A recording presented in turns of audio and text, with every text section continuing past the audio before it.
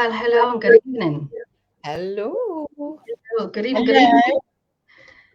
Well, welcome to another Saturday night. I'm very subdued tonight. Welcome to another Saturday night Shadow Whispers in the Night. I almost forgot my name there for a second. It's going to be one of those. It is going to be one of those. Saturday night, we have Corinne Besant. No, I knew you. I forgot to say it to you at the beginning. Am I saying it right? It's Besant. I think the family tried to be posh years ago. Bouquet. Okay, yes. Besant from South Bristol Paranormal. Welcome. Welcome. Finally got you on. How are you feeling?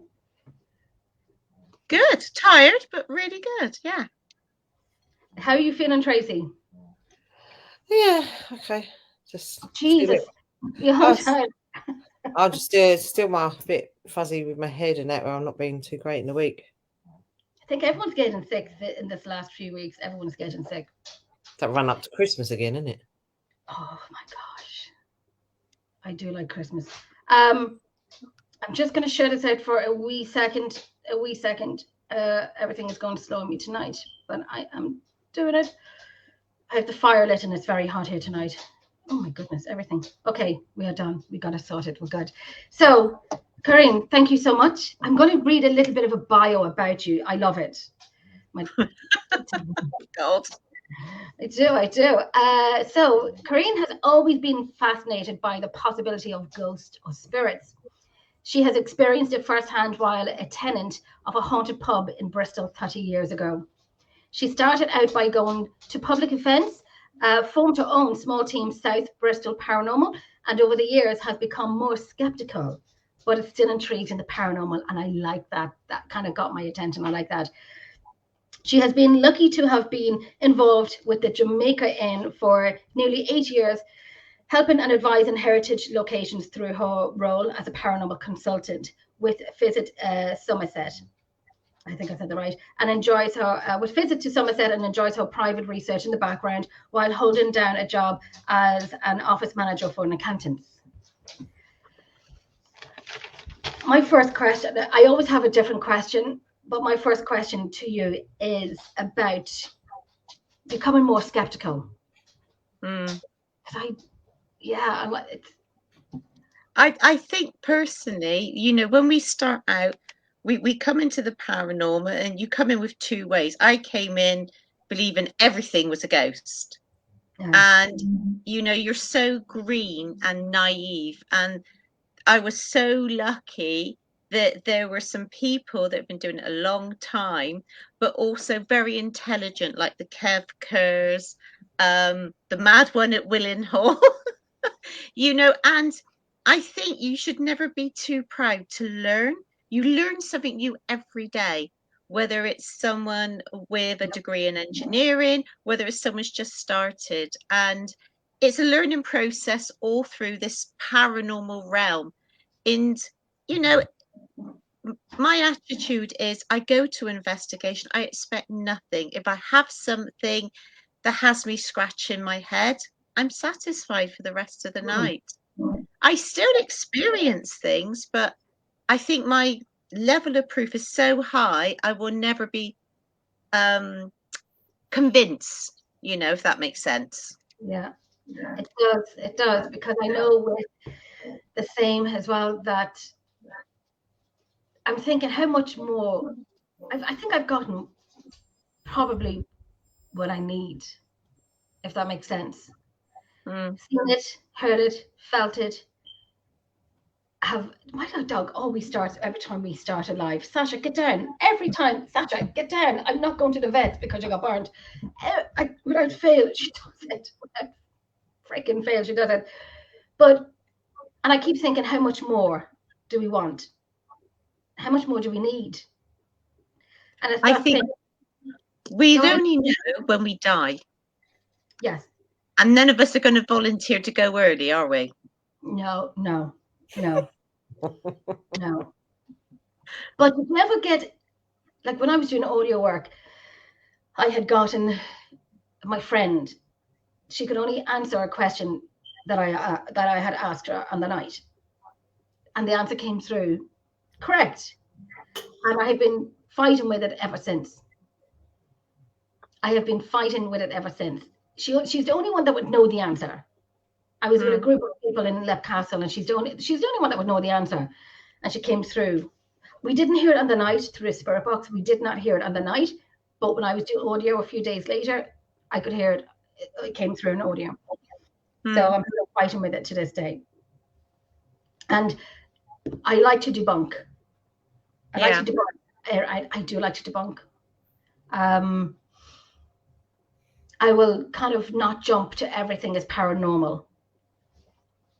But that's okay. I do see people jump into everything paranormal, and I used to kind of say, no, it's not. But now I'm like, okay. Caroline, she's on the board executive at ASSOP as well. It's the same sort of mindset, but we have slightly different styles of investigation techniques. But we love trying each other's and, you know, having these wonderful debates. And I think it's so sad in the field, the animosity and the things that go on when we're all trying to find out in our own way. And, you know, whether you're a skeptic, believer, we should find that common ground of communication between each other. That's it. I think the people who argue about it are just, it's egotistical, I think, sometimes. It's who's the best and who does more and who's knowing more. And it is, but it is. And people can say, no, it's not, but it really is. And I'm saying it from my own mouth and my own show. I think it is. I've seen a lot of it, and I don't care for it. And I kind of walk past them, not ours with it. I'm going to say a few hellos here first. Shell, good evening, Corinne.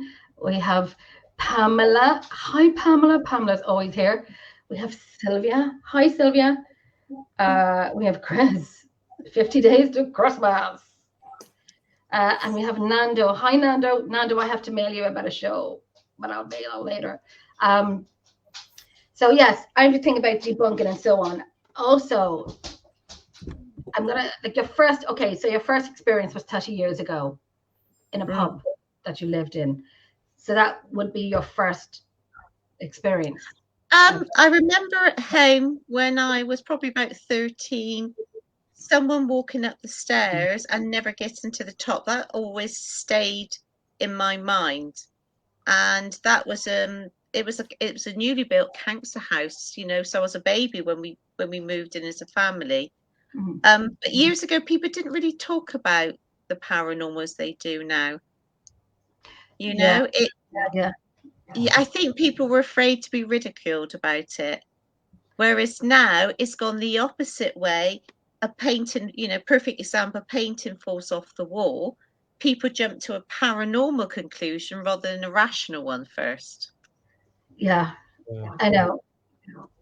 Well, there was one time there was a picture fell off a wall, but the hook was sitting upwards, so you'd have to lift it up to take it off. Oh, that's gone many, many years ago, about 16 years ago, something like that. And it kind of didn't faze me. I kind of cared and I didn't care. I kind of found it, I was intrigued by it. I'm just going over this one here, sorry. So anything else happened after that? Anything in that location? In my pub? Yes. Oh my God, yeah. The regulars report a woman dressed in black walking into the gents' toilet. She would run straight in. There'd be no one there. The cook, who had been there like 20-something years, things would move on their shelves or just be pushed off. You would turn the kitchen light off at night, and as you went up the stairs, because it was a long Georgian window, because the pub was over 300 years old, and the cellars were medieval, because it was one of the oldest streets of Bristol, and something would turn the lights back on. It didn't like men, so we thought it must be a woman.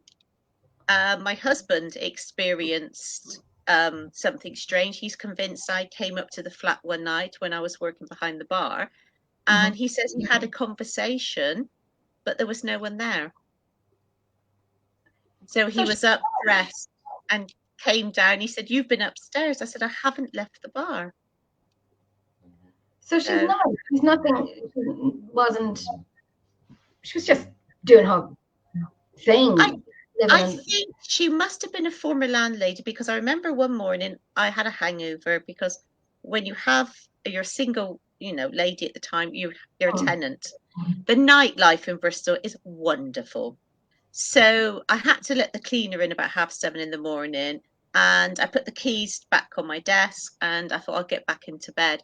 And my keys were picked up and thrown against the wall. To me, that was, how dare you, get up. It was. Oh my gosh. And my bedroom door was kicked one night because it didn't like the door shut. So we used to leave the door open. So it's like having an invisible flatmate, but you do get used to it.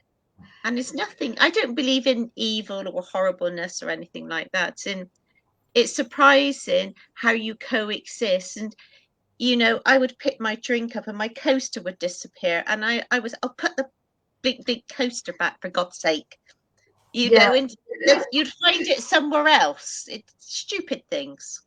Yeah, you just get used to it. Mm. I mean, I know, I have audio from my house here as well. When I was doing stupidly had, a few G&Ts one night a few years ago, sitting here being Billy Big Balls and doing a call out in the house on my own. And I got my name said out loud. That on my audio, you'll hear me saying, did you try and say something? Did you try and say my name? So you'll hear me stuttering after I heard the name Jenny. Mm. But this person seems to be with me all the time. I think. I don't know. I've kind of, and I was saying, can turn the whole light off for me and earn your keep and earn your rent? And every time I talk about him, something happens. Or I get him on my lives. I actually, when I was doing a live one night, I no one heard it. And I was doing a show in Louisiana, and it was a panel of 5 people, and nobody heard it. And I was sitting here talking and smiling and laughing and so on, and then I heard this name coming through, my name, and I was smiling. Then I just stopped, and I was like, and I'm looking at all of them as if to say, did nobody hear it? Did nobody hear it? I have it on video as well, but I don't know who it is, but they always seem to be there. I don't know. For a long time, for a few years. We have ideas who it is, but okay. We're not going there with it. And I like that you're skeptical as well. I do like you're skeptical, because I like that there's a rationalize to things that happen. Do you do experiments? I love experiments. Me too. At the Jamaica Inn, our public nights are all about experiments, and I think when you have the public, especially those that have never been before, we don't do entertainment nights. So we'll explain the science behind the Ouija board, the belief system. Is not for us to tell anyone anything's paranormal. It's up for them to make their own minds up. And if they think they've had something, then that's brilliant. But the reality is, we all know, you don't get things happen every minute. We were lucky last night. We had some really interesting bits and bobs, but it's showing people that investigating is patience, listening out, debunking, and okay, there might be a flashing gadget in the corner, but it doesn't mean to say it's a ghost. How do we understand it? Yeah. How do we verify it? We want intelligence. And to me, it's all about knowledge of history, language, and respect, knowing how people spoke in the years gone by. Accents. We have so many people traveling across the world. Lots of regional accents are watered down. My Bristolian accent is what's left of the original Wessex accent. And I think the further south you go, Devon and Cornwall, it's the same accent. It's just slowed down by the time you get to Cornwall. Just life in general. Yeah. I'm going to put up a picture of the Jamaican Inn. Where did I put it? Because I do. Where did I put it? Why do I always put these pictures? God knows where I put it. I have it here. I do. I don't. I did. I saved it and I put it up. My StreamYard is playing around. It's not there. I did have it. I'll try and get back up again. But I do one day when I get up to Jamaica Inn. I do. I think yourself, who was it? There was a live coming from the Jamaica Inn. It's big. It looks, you can stay in over. It's like a TARDIS. You know, the original inn was just a dwelling house. And it wasn't 1750, it was around about 1760. And, you know, I always say that the team are just the paranormal custodians. The Jamaica Inn is the star. And we are just so honoured to have a location that we can study and collecting the data. And I think we have a responsibility to what we have to give to the next generation, etc. Some people are very sort of guarded about their information, their history. Mine's open to anyone because it's not mine, it's the Jamaica Inn's. That's the thing. The way I look at it. Say it, write up about it, talk about it. I mean, everyone, like with the locations that they go to and investigations that you do. Why do them? For me, when I do investigations, I will put up my audio. Whatever audio I get, I'll put it up. I'll do a little write-up of the night, what we have done, what we experienced, and so on. Why I know some people do it, like you said, just to kind of keep it into themselves. I think it's exciting to share. And if you're working all those hours, and I know when some people come, and I do always explain that, I'm going crazy. I always explain this is not TV. This is not TV. We're not going to get you crash bang, throw a stone. Crash bang, throw a stone, and oh dude, run. You could get nothing for the whole night. I'm not here to entertain you. You're here to have an experience. Enjoy it, call out, use it, and the night will be what it is. That's it. TV, absolutely not TV. And it could take hours. Oh, did you see that, Pamela? You did, Pamela. It's a great place. I hope to get over to it. I do want to go over. I did say next year I'm going to spend more over in the UK and Scotland than I will in Ireland. I want to do more investigations over. I was very lucky. In September, there were 21 of us. I organised a private hire in the castle. We went there for 3 days. So we all stayed in the apartments in the castle. So we had 1 day to recover, because I think for me it was about 9.5 hours driving, and then 2 days, nights investigating.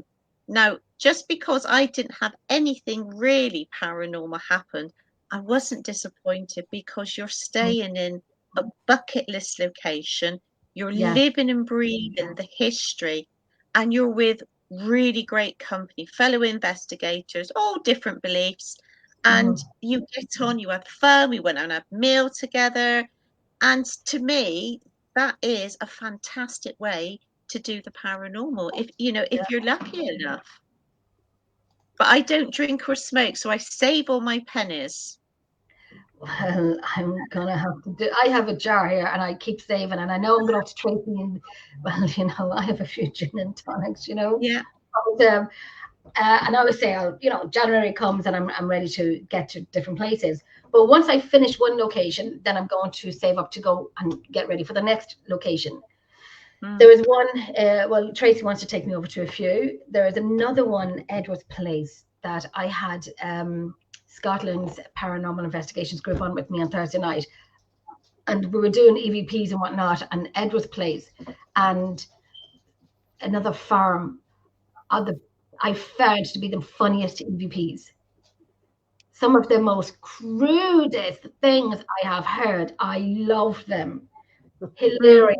Hilarious. I'm not going to repeat them, but they were freaking funny. They're my kind of EVPs. They're my people.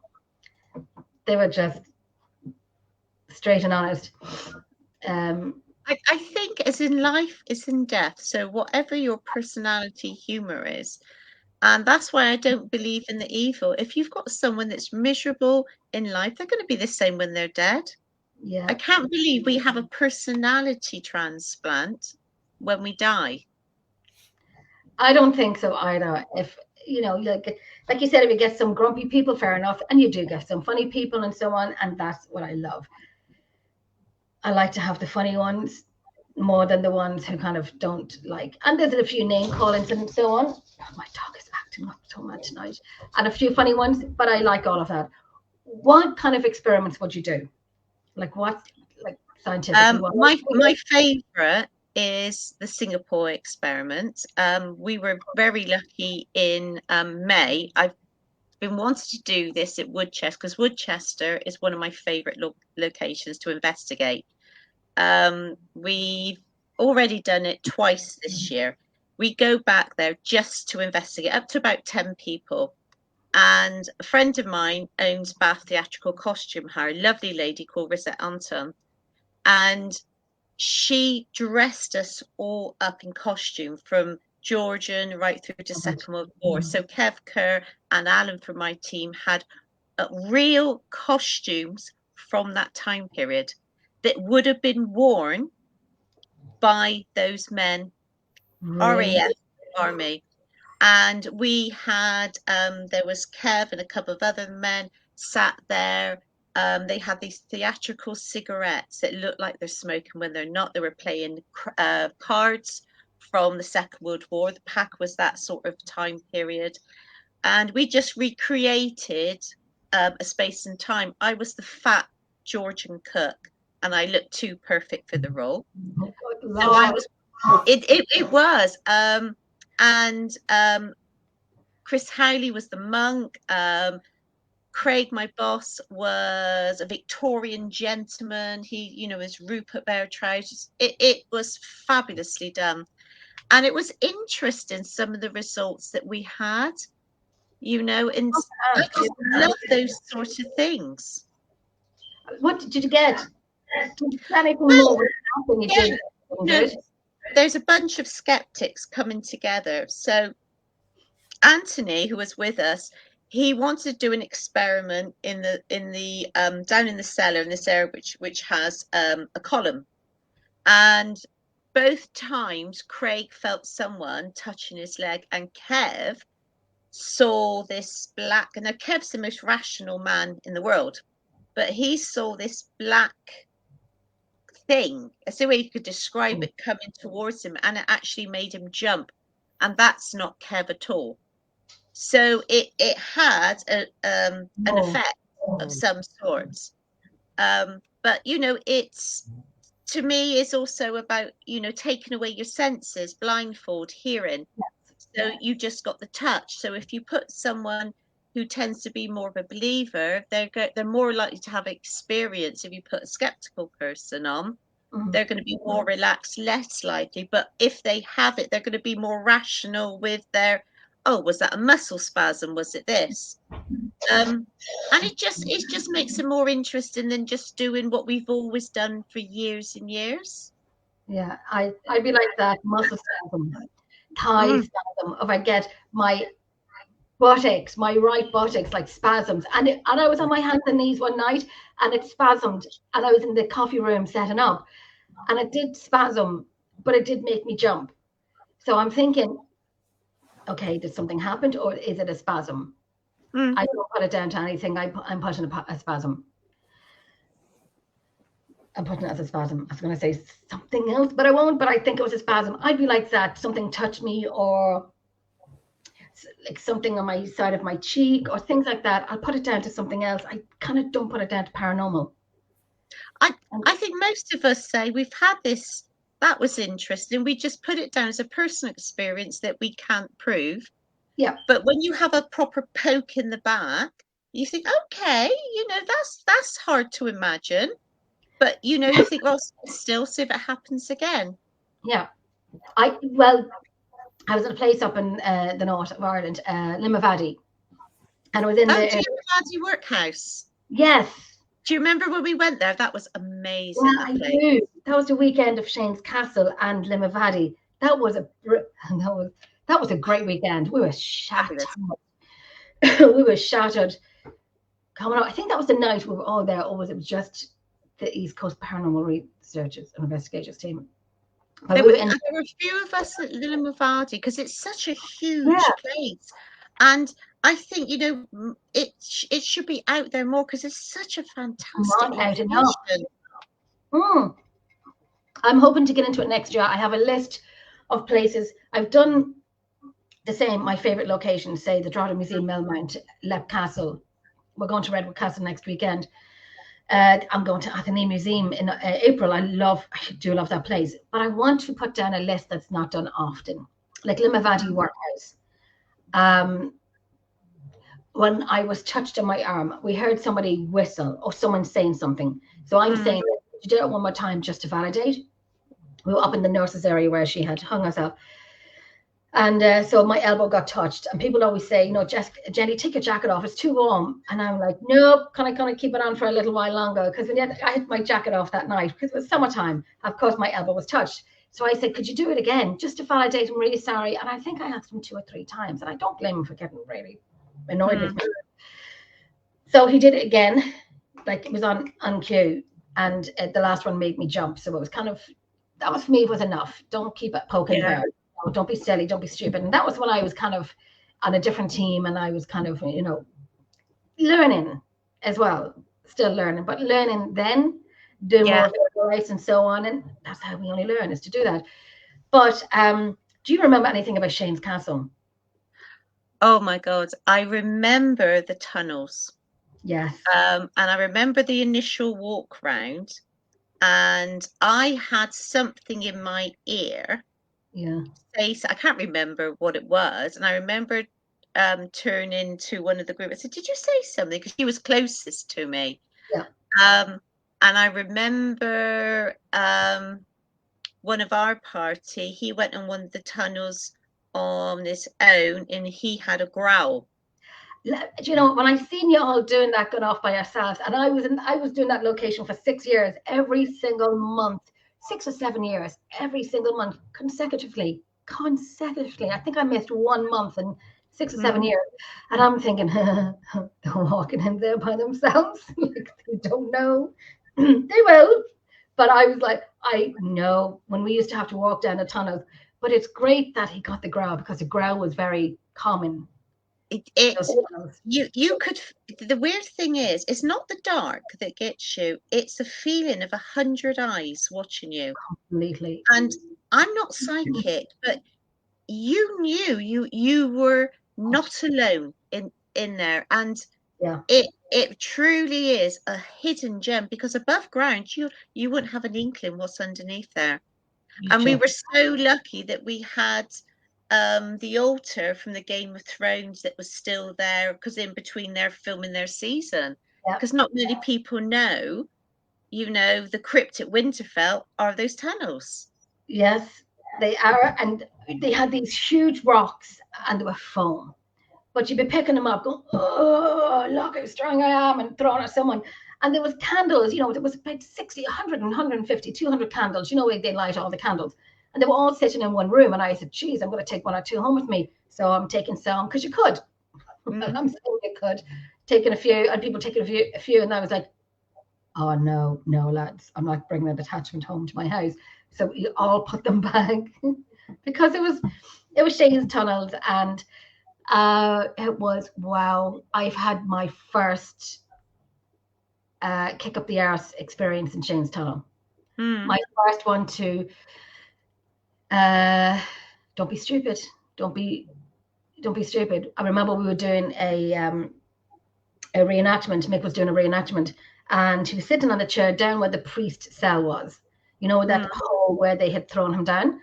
And so anyway, we were doing his reenactment, and he wanted me to call out and provoke Jenny and so on. And I'm like, I don't really want to do it. But then I took the role very easily. I got into it too easily. So I'm not provoking, but giving a man an order. But so anyway, it went well. It went good. Things happened, and the night continued on. Come to the end of the night, Mick said to me, right, Jen, you go down, take the group down to where we had done the reenactment, and I'll stay up around and so on. We walked in to the tunnels, and I have never in my days, and I will hopefully never have it again, it was like a hit in the face of sulfur. I have never smelled anything as strong. and it burnt my throat. It burnt my nostrils. You know when you're in your throat, when your top of your palate gets irritated and it kind of little lumps come out of it, you know, just because it was aggravated. That happened. The smell was something I've never experienced in my life. And so one of the girls said, "Oh, we gotta leave, And I'm like, no, they know we're here. We know they're here. We're gonna keep going. So we kept going, and she wasn't too happy. And I had guests with me, and I said, come on in. We walked in more. The smell was still there, getting nearer to that area. And then I said, fine, because she kept going on at me, and I'm like, fine, we'll leave. So I turned around and I said, I don't know why we're going if they know we're here. This is the whole purpose of doing this, finding out. Well, it was like the Matrix. It was like something had ran towards me, and I had lost. My eyes were closed. I lost my hearing for a second. Not that I even noticed it there and then, but it was like my head was underwater. And it was like the Matrix. I couldn't do it now because my back's killing me. But you know, if you slowly go back and you kind of go back up slowly, and then your hearing comes back. It was something like that, as if something ran through me or something came to my face to face as a warning. And then I kind of went on to my friend and I said, kind of like, get me out. And then I stopped and I composed myself, saying, don't let fear overtake you because you're going to lose it. So I kind of composed. I was quiet doing it. I was quiet, and then we left. And I think that was the first night I knew those tunnels were they're not great, to be honest with you. They're not great. And it took me about a month or two to go back up again. And let me tell you, I walked into those tunnels with my tail between my legs. With respect. Yeah. With respect. Sorry, won't do it again. Promise. Didn't mean to tell you to show yourself. I didn't say that. But, you know, it was, you know, that was kind of to the point that do I believe, do I not believe? Do I believe, do I not believe? And I'm still dissecting it. I saw my first black solid figure up there. You know where the toilets are outside? Yeah. There, I seen one there right in front of my face. It was solid. There was only two people in the car, myself and another girl, and we were laid up on me seeing it walking just from right to left. Wow. I said nothing to my friend, and she said, oh my God, did you see that? And I'm like, what did you say? What did you see? And she goes, I seen a leg. I seen a waist and legs just walking by. Where I saw the top half, I seen the side profile, the cheeks, the nose, the mouth, chin, neck, shoulders down. Just solid black walking right by. And I just said, put the key in the ignition. And she goes, why? And I said, just do it. And I was leaning in really close to her because I could hear the stones crunching. And I was my eyeballs because my eyes were kind of like this, looking over. Because if I had seen something just glazing in at my window, it was gay night over, was it? Good night, Irene. We were done. I'm one of those people that I kind of, you know, I have a rational fear, but curiosity. I'm one of those that will walk into a room and, I go to the bathroom, but I always take someone with me. And I'm not afraid to say that. I'm not ashamed to say that. I take people with me, whether it be male, female, dog, whatever, I'm taking you with me. I actually go to Lep Castle into the bathroom on my own because everyone's on the same floor. Yeah. Bathroom's right beside you. But is there anything that would make you fear? Is there anything that scared you to kind of thinking, my God? Like you say, we've all had scares. Yeah. It fascinates me our human fight and flight response, because we all get that when we walk into a room or walk down a road, or when we meet someone, they're really nice, but our shackles gone. I'm fascinated in, you know, some call it the gut instinct. Totally. You know, and I think psychics, mediums have that instinct more pronounced, so to speak. But fear now, no, I don't like I used to, because I look at it this way. You know, people say, oh, this is real. Okay, but I need to experience it to believe it. So I want to be in that situation where I feel fear, you know. But years ago, I was an absolute sissy. And I do miss the naivety of the old days where you would be scared and you would let out a little scream, and your little legs would go as fast as they could down a pair of stairs or something. I'm still living those days, girl. I'm still living those days. I can't run, so might as well face it. I'm going to a chiropractor for my back. So if I run too much, my back twinges. I have bulging discs. So I am listen. It's either like run extra fast and have your nerves touch your discs or whatever, and go zzz, or still run up the whole way, because I'm either going to be sapped by my back or caught by Scooby Doo and his pals. So I think it's a healthy fear. And when I say fear, and I know I'm in the paranormal field a long time, but when I say fear, I know so many people have said many names to me. I was paranormal, but I don't care. I know you. I know who said it. I'm joking. He said it to my face. But life would be boring if we were all the same, wouldn't it? So we have to be different. It just makes it exciting. That's it. I like, I'm not stupid. I go with respect. But if something touches you, I like it. Keep doing it. But last Saturday night, listening back to the playback on the location, they were kind of coming for me. They were pissed with me for some reason. They were annoyed. And I was being called Jennifer instead of Jenny. And I know I'm called Jennifer. I'm in trouble. And then in the kitchen area where we're kind of like, kind of directing questions towards me and the answers were, now, we already started using the dowsing rods. I've never used them before. I used them on location last Saturday night, and they were interesting. They're kind of a little bit interesting. Only used them once. We'll use them again next Saturday night. Do you use them? What do you think of them? If you I always joke that dowsing rod and pendulums, because we've all tried it, and I say they're broken because you get your yes or no answer, and I say, am I fat? And they always say yes, and I always say that there's something wrong with them because they're lying. They're broken. Are you looking for me? No. Who do you want, Jenny? No, you don't. No, you don't. We only use them. I'm going to ask that question next week. I actually have them here beside me, but I ain't using them on the live to ask that question, because I say yes, and I'm going to bend them. But Alan was at the door frame, and so we were all in the room, and the door frame is here. And one of the girls was standing here, so they're facing this way. So we were asking just to check, point, can you show us where Alan is? And what the left was swung over to the door, and we were like, "Are you kidding me?" And we were asking the right one, like the right, push the right one over too, show us, so you can see the right one doing it. So when I was using them, I was asking the girl Amy, and I said, "Can you feel the pull? There's a pull in it." And I don't know, like some use it and some don't, and so on. I each to their own. I felt a pull in it, and I was kind of like, I like to document video, audio.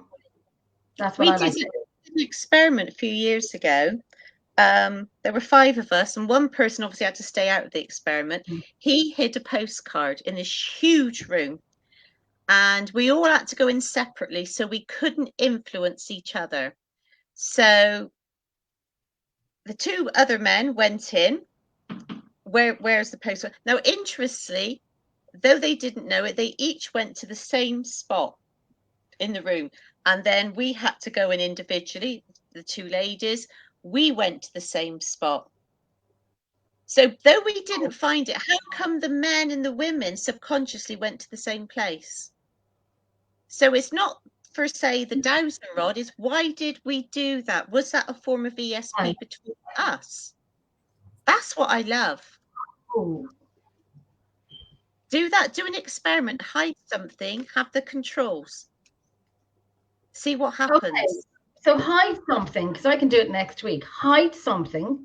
So you can't take part. So you hide, it could be anything, in a room, and one person at a time comes in and says where they found it, and they have to locate it. They can't touch anything or move anything. You know where it's hidden. You note where it is against their name. The next person comes in. The other person has to go out because facial expressions will show what they're thinking. So you've got the controls. And see if the men and the women, or if, you know, whoever you've got, see if certain people that are very close together, see if they go for the same place. Okay, because Really I do good have a couple. experiment. I have a couple in with us next Saturday. A married couple in with us next Saturday. Yeah. I'm gonna try that. There's anyone who's coming with me next week, it's their first time ever in Redwood Castle. None of them have ever been. They have done, some has done investigations, some has not. Most, well, two has done investigations, three has done investigations, the rest haven't.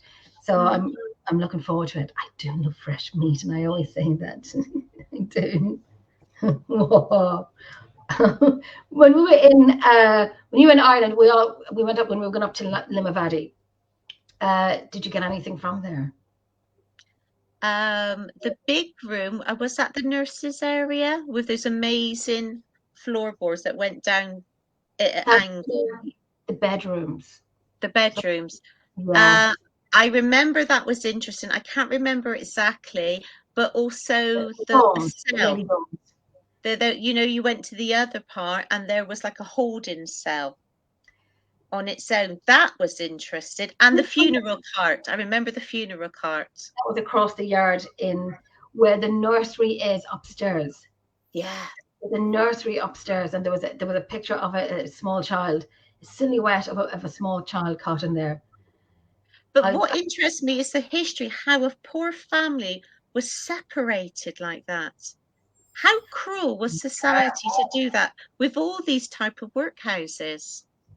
Though I visited one in Tipperary a few months ago. Oh my, it was interesting. It was interesting. The people that were there was interesting. I won't even go. I'll tell you after the show. But there was people. It was kind of. It was the story of it. I'll tell you after the show, and I know I should probably say in the show, but I'll tell you after the show. But it was, well, I forget all of it,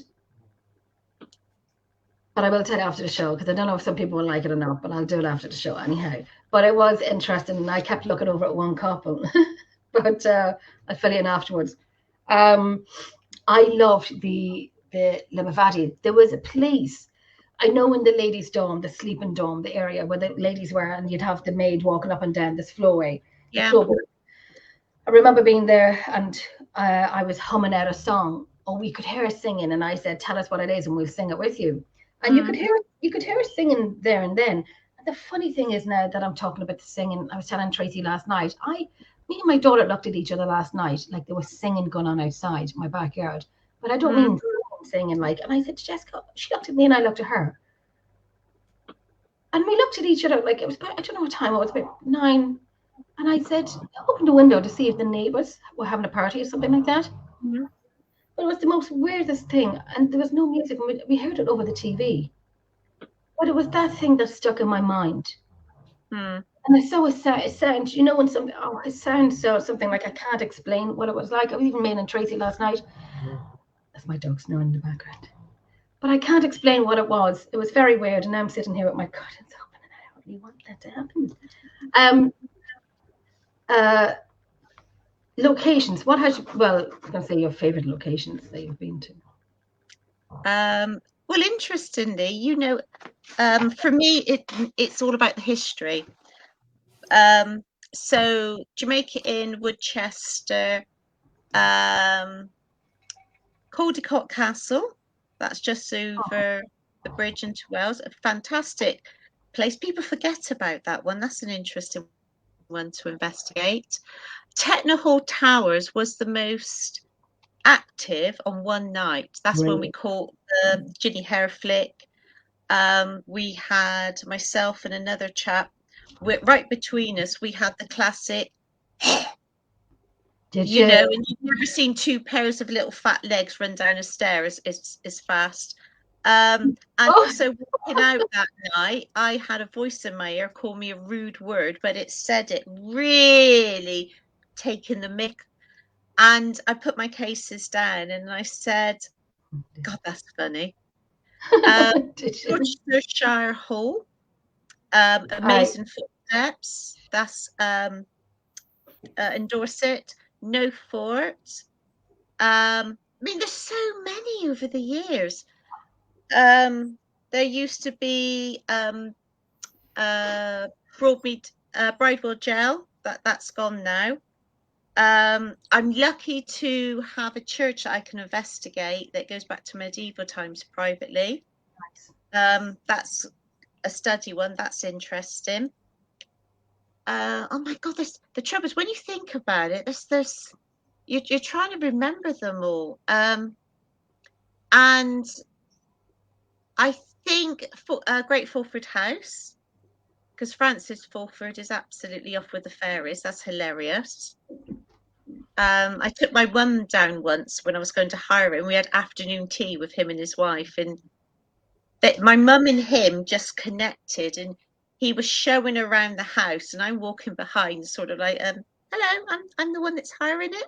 And he's going, How is your mum? have a look at this. And I'm like, oh my God, mother. How's your mum? Unfortunately, still breathing and 94. And she said a few months ago that she had a dream my late father was calling her. And I said, don't you want to go? I said, because time's ticking on. Didn't. You're right up about your mum. I kid you not. Everyone has said it. I have said it. You need to do a book.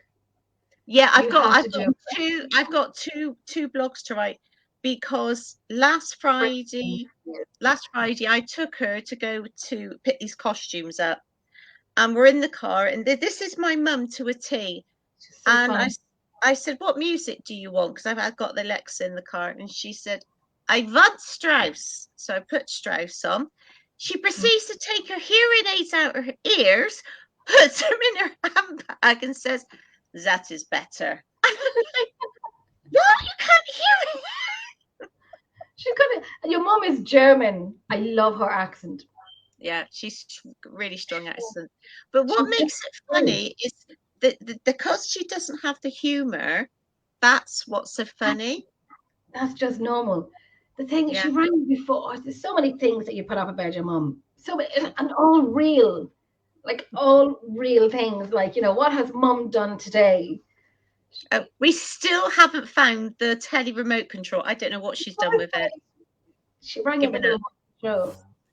It was hilarious. Mum is hilarious. I tell you, Sylvia's saying she's lovely. Sylvia is saying here, to me, that fear ignites hunger for more investigations. I know. I got bruised once and went back at a later date and no bruises. And then so it's not, what's it? I can't even talk, say that word. Precipitated. Gosh, it's one of those things. So not 100% sure if it was spirits then. However, I know I didn't have bruises when I went there. We see. Have you ever done the Estes method? Yeah, but the thing about the Estes is it's having the controls that, to me, if I've got the headphones on, I don't want radio stations. I want something that sounds completely out of place. But also the person asking the question should ask irrelevant questions like, what colour eyes have I got? Is the weather, is it raining or is it sunny? Yes. Because the trouble is it can lead you. You know, but yes. it's like anything. It's like the Ouija board. I might not believe the Ouija board, but there's an experiment created by Rachel Hayward from Rope, and twice in 2 years it's worked, and it's blown my mind. So we know the odometer effect with the board, etc. Mm-hmm. We know blindfold the users, it doesn't work. But a few years ago, we're at location, and she had some Zena cards by the side of the board.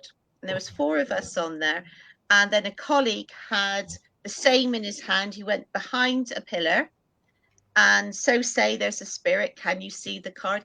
4 times out of 5, it picked the right card. So I think, okay, how is that explained? Is it ESP? So then this year at this church, we created another control. The person who had, we had picture cards, who had the cards, he went behind a wall. He had a red light torch. He didn't look at the cards, so he had no control. 4 times out of 5, it picked the right card. Was this done by the board? This was via a Ouija board. So, you know, it takes, when you've got people that have the skeptical brain, it takes ages to get the board going, because we're literally like this with the glasses again. Who's going to move it? Yeah. But it's those experiments. So it's the experiment behind the experiment. That's what intrigues me now. And it's that thirst for knowledge. So I need to speak to scientists. I need someone to explain how can that happen in a logical way. Are we subconsciously communicating to us, or is there a little man who's looking at the card, runs to the bloke, oh, he's got that one, runs back and pushes the glass? I don't know. And so would the glass spell out what the card was? 4 times out of 5. I can't compute it. But I always say this is Rachel Hayward's experiment, and we're away again in a couple of weeks, so we're going to try and recreate it. But twice in 7 years, it's like hen's teeth. So that's rare. Crazy. Would you try, Tracy? That's a good one to try. That's what I would. I'm going to write this one down actually. So it's just cards. And the board. You can use picture cards. When I did mine, I used things that were familiar down the centuries: a church, a Bible, a crown, a flower. You know, that sort of thing. Where Rachel actually uses 5 center cards. One person would hold it. Go down to a different part of the room. One person would hold it. Yeah. And so what you don't want is the person holding it to look at the cards. So they shuffle, they're not using their sight to influence the users on the board. Or if you want to make it really difficult, they're in a different part of the building and you use a walkie-talkie. Oh, that's I'm going to try that. So it's different variants on things that people use. Same with, like I say, you could use it with the dowsing rods even. How would the dowsing rods work with it? If it's cards, so you would have the cards spaced out in a line. Yeah, okay. And have about a good 10 inches space between the cards. Yeah. Right. This is the dowsing rod. Can you move and cross over the card that the person in the other room is holding? Try that. I haven't tried that yet. Same cards, same 2 cards, same there. They have the same. I'm doing that next week. Let me just.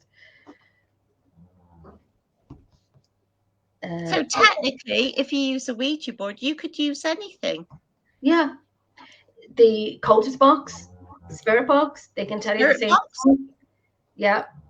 Yeah. That could be. I will be trying that next week.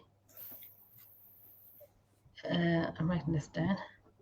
That's a good thing to do. That's a good thing, because I know I want to get a few things for these guys to be doing on that night, because I will tell you, go off and do what you kind of do. Be safe, have the radio with you, and and give them time to investigate on their own. Yeah.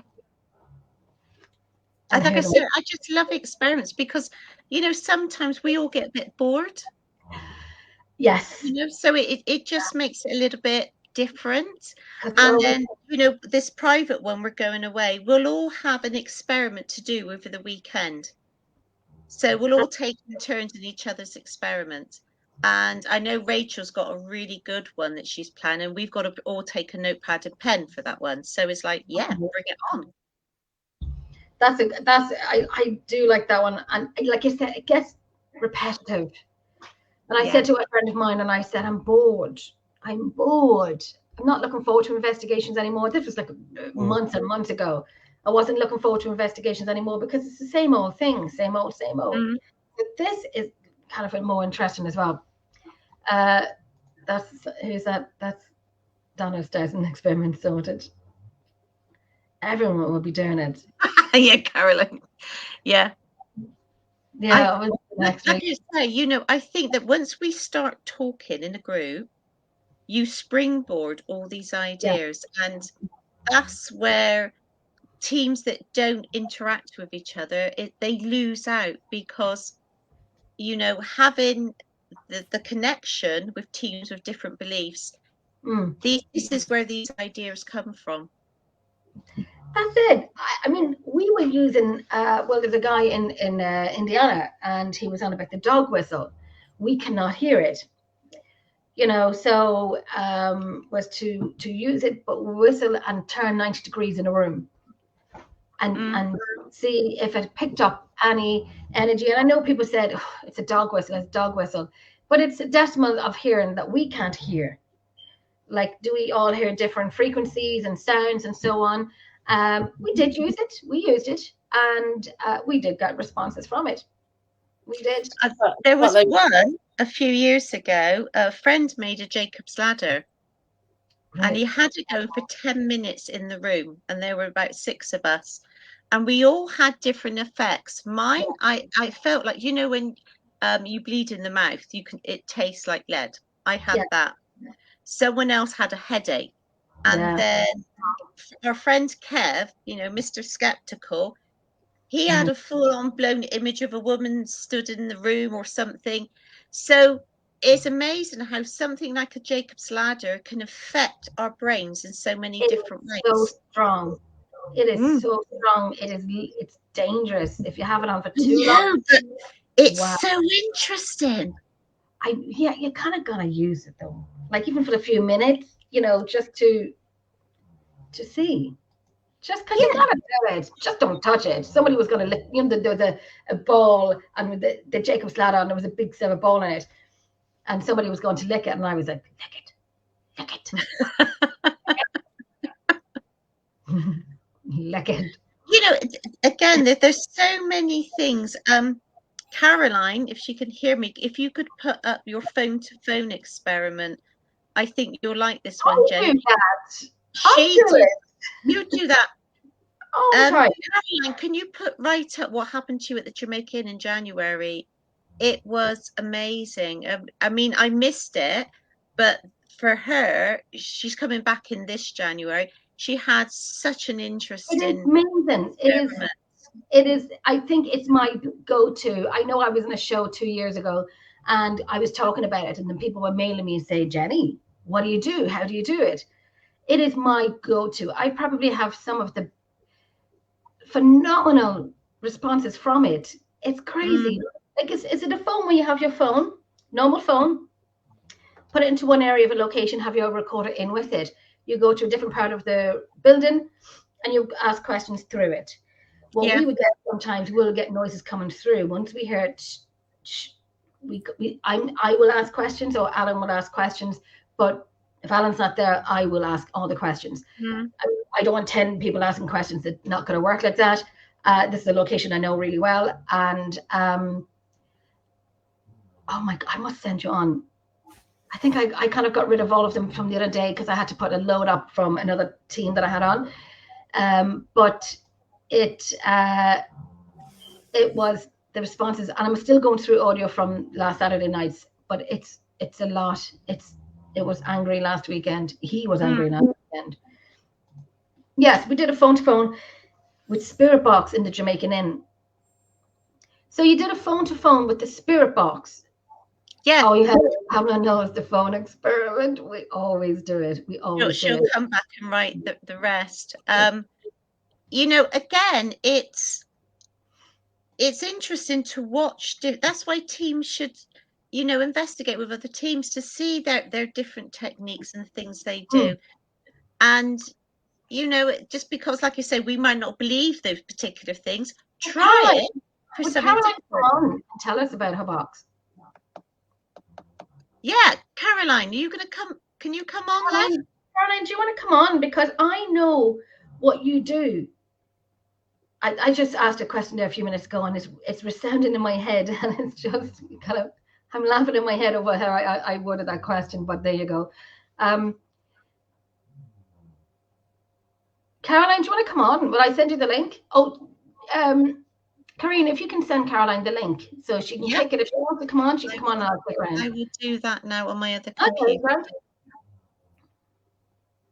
Hang on. You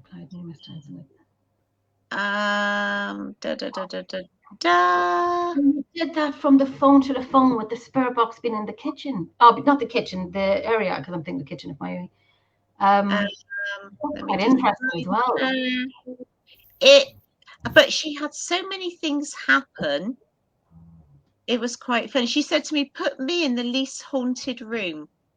I said, "Yeah, okay then." And she had more things happen than anyone else. It was really funny. There we go. Grand. So, Caroline, if you click the link, we shall pop you in. There you go. That's a good thing now to say.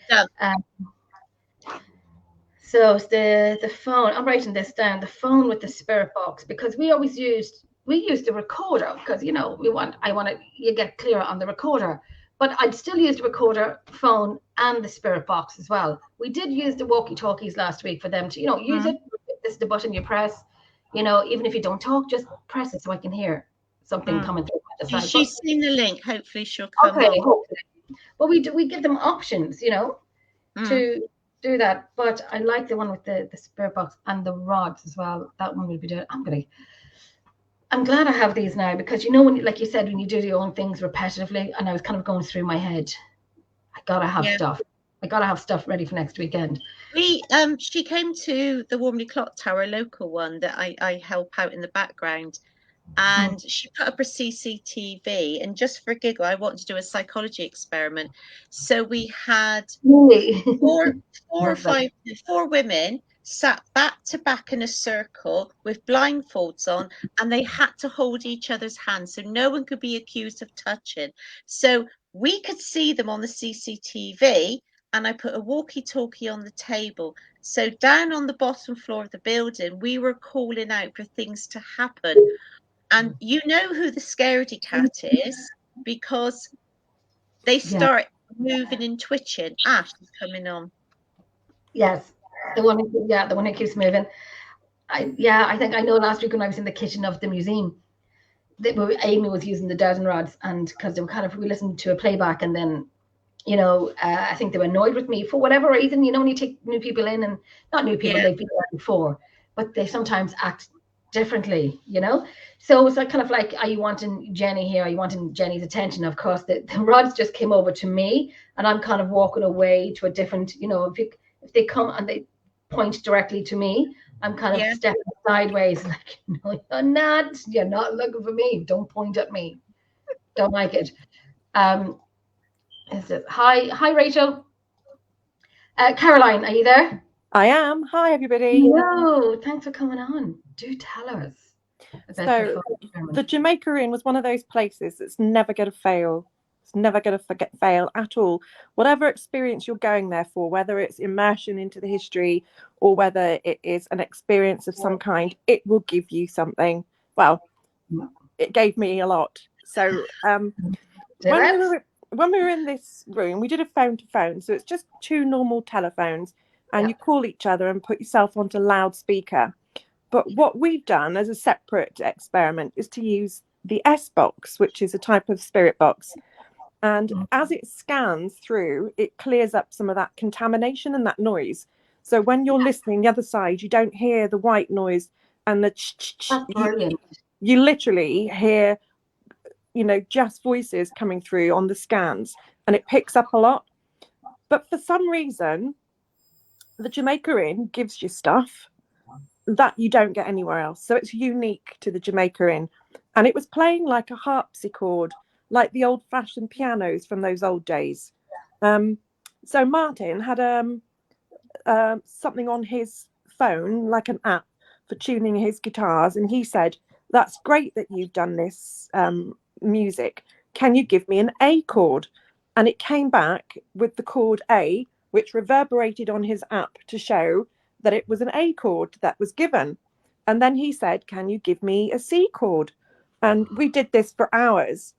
And when he said stop doing the music, it stopped. And then when we went back after tea break, we'd left it running. Nothing came through during the tea break. And when we came back, he said, if you're still there, can you give me an A chord again? And it started. That's crazy. It's a fabulous crazy. So when on who was this guy's name? Martin, is it? Yes, my partner, part of our team. So when he has an app on his phone. So when a chord is played, it's going to pick up that chord, is it? Yeah, it picked up the music and it reverberated like it would if you were playing your guitar and you were tuning it to make sure that you had the correct, it was all tuned in properly. So it just blew our minds. Never had anything like it since or before. I love. They're back in January. You're going to try that again, aren't you, to see if it happens? Yeah, and I'm going to be doing the Essies as well, dressed in.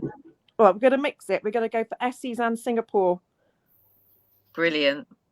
So Corinne's going to dress me up in a costume and leave me with the headphones on, blindfolded in a room on my own. That's going to be fun. And for anyone who doesn't know what the Singapore experiment is, do you want to explain what that is, the Singapore? Corinne, you carry on. This is your show, sweetie. So the Singapore is recreating something in time gone past. So it could be music, it could be dress, speech. So I look at it that, there's a ghost walking past. They're hearing someone sing a song that's familiar, or the accent or the language, or someone dressed up. Because when we had someone dressed up in Lisa's Georgian costume, a chair in the stable block was being moved and the door was open behind her. So it seems to have an effect. And that is the point of the Singapore. But again, we like to take it a bit further and add things to that experiment. And for me as an investigator, when we have the private hire, sometimes the teams are really kind enough to invite me to sit and watch what they do. And I just find it fascinating, because I don't know if it's just Caroline or her team, but she seems to be a magnet there. And she seems to have everything happen to her. And I find it hysterical. Do you want me to tell them about room 4, Corinne?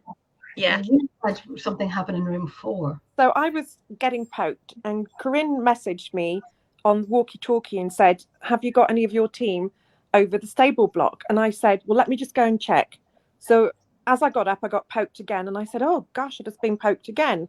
Went out to check over the stable block, came back, walked into the room, got poked again. And I said, oh, my God, I've just been poked again. What is this room? Is this one of their things that happen here?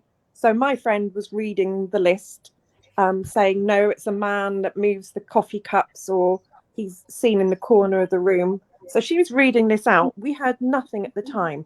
Now, Martin and I had chest cams on, body-worn cameras, and there was 4 trail cams, all in different corners of the room. And none of us heard anything with our ear. But when I played back my Zoom recorder of the call out, as I said, God, I keep getting poked. I keep getting touched. A woman sang at me, ooh, touch me. We've got it. And on every single body cam, on every single trail cam and the Zoom recorder, the frequency and the recording level of the sound was exactly the same. So how the hell does that happen in a room? If you're going to minutely look at things like we do, the sound would be different in one corner of the room to the next, but it was the same level in all of them. No. I don't know what happened. You hear it in real time either, did you? No. And we've recorded us reviewing the recording of calling out, and the look of shock on our face when we're like, what the F is that? And could you hear her so clearly? Oh God, yes. I'll send it to you if you find my details from Corinne. I'm quite happy to share it with you. Oh, that would be brilliant. I'm all about EVPs. I mean, I know we do a lot of stuff, videos, but I am EVPs, phone, there's not an investigation I do without using the phones. I must send you on some from the phone experiments that we do, just with the voice recorder. You'll hear some of it coming through the phone. You will hear talking, but you won't make out what's being said until you're listening to the audio. And there is one particular one, which is, oh, I wish I had it here. I wish it had it here. And I did have it, but I took it off for other things. But I will send it on to you, though. I will send it on. It is brilliant. What lovely difference, you know. You've never met Caroline before, No, but you're both sharing these wonderful experiment ideas. And to show that they do work and that I'm not crazy, that I am hearing things coming through and sentences. And I have some audio up from the other night, from Saturday night, from the phone, what we call it the ITC. And instead of keep saying phone experiment, we'll just say ITC. And there is whistling going on that's not coming through the phone, but directly into the recorder. But the phone's in the room at the same time. So it's phenomenal. It's some of the stuff that came through. I've sent them on to anyone that wanted to hear it.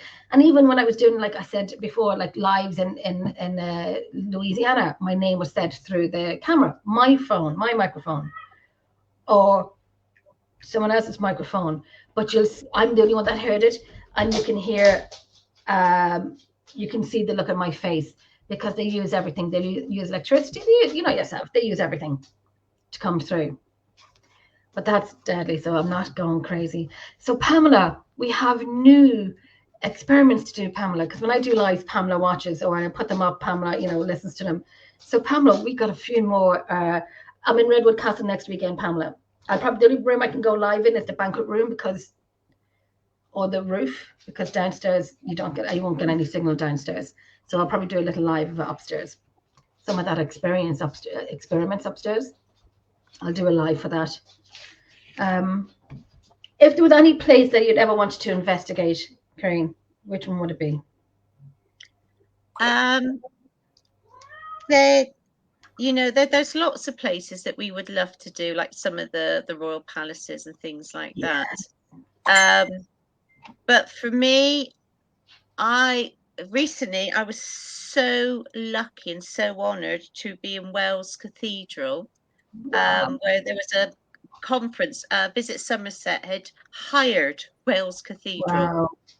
And I was on a podium and I'm doing a talk about paranormal venues, and suddenly you realize you're standing under the roof of an 800-year-old building. That's amazing. And you're expecting a thunderbolt, because it felt like blasphemy just talking about it in this sort of hallowed place. But wow, it would never happen.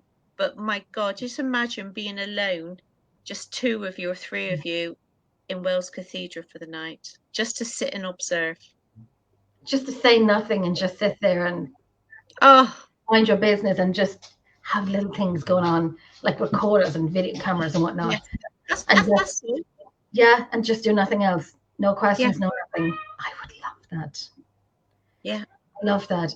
I think even next week, for like even 30 minutes, we're just going to stay silent, and there's a big fire lit in the castle, so we'll just sit there and stay silent, or just have a conversation among ourselves, but leave cameras and recorders rolling instead of kind of going in with the questions all the time. But I will be trying to do a live with the cards and whatnot. I think what's Trace's favourite place to investigate? Sorry.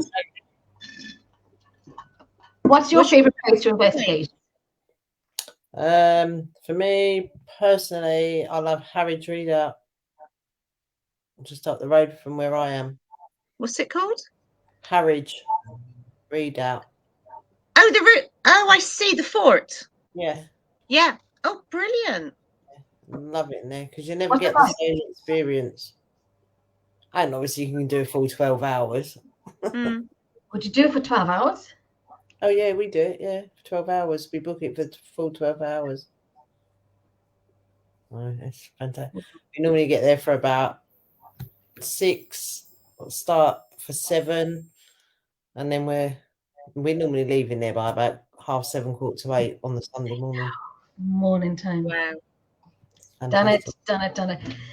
I've been to many amazing locations, but there's one place. Well, there is many places I want to investigate, but there is one in particular, and everyone goes, "Really?" And I'm like, "Yes, I would love to investigate the Vatican."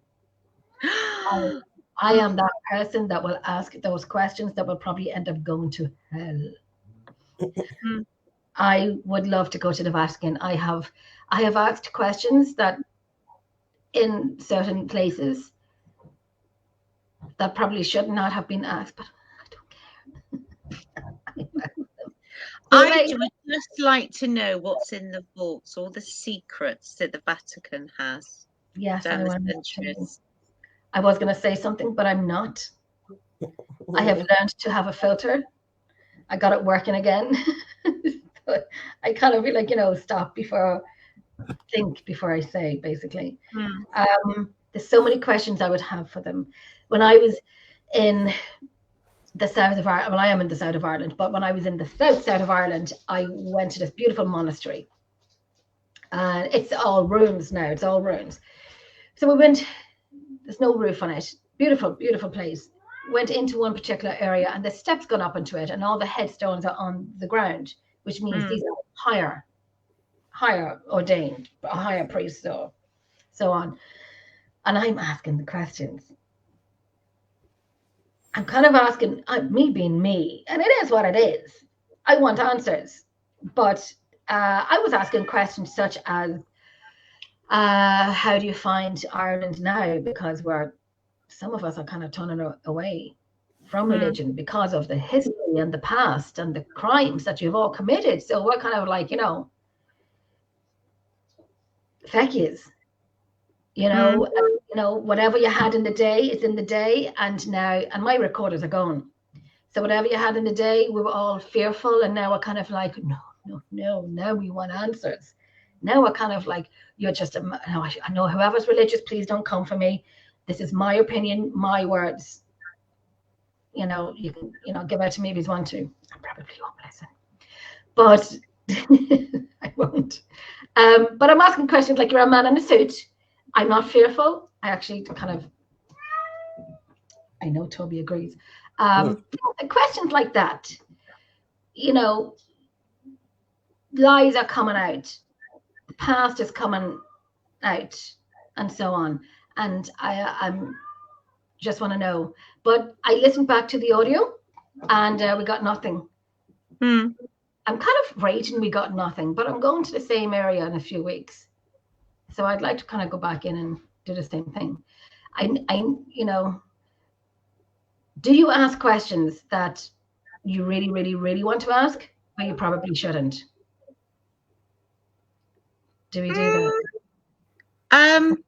I think privately, we all have lots of questions because my mum's a Catholic. As far as she's concerned, once you die, that's it.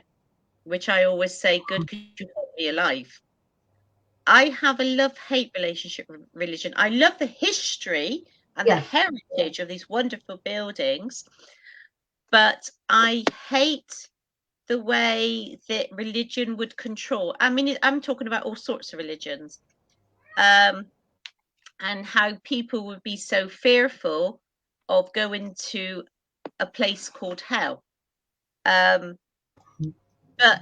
man has to have something they believe in. It's built into us, whether they worship the sun, different gods, etc.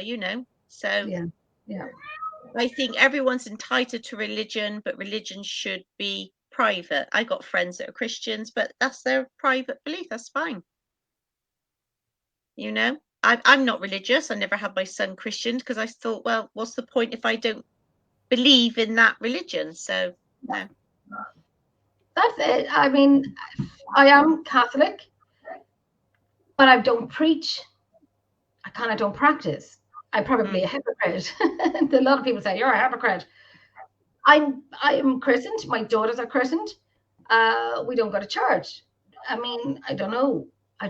I know religion is a big taboo for some people, and I get it. Toby, my animals only do this when I shit you not. They only do this when I'm on. The dog wants out and the cats want something. I voicemailed my daughter saying, "Come down and get your cat before I turn it into a rug." It's white and long haired. I'm joking. I work with animals.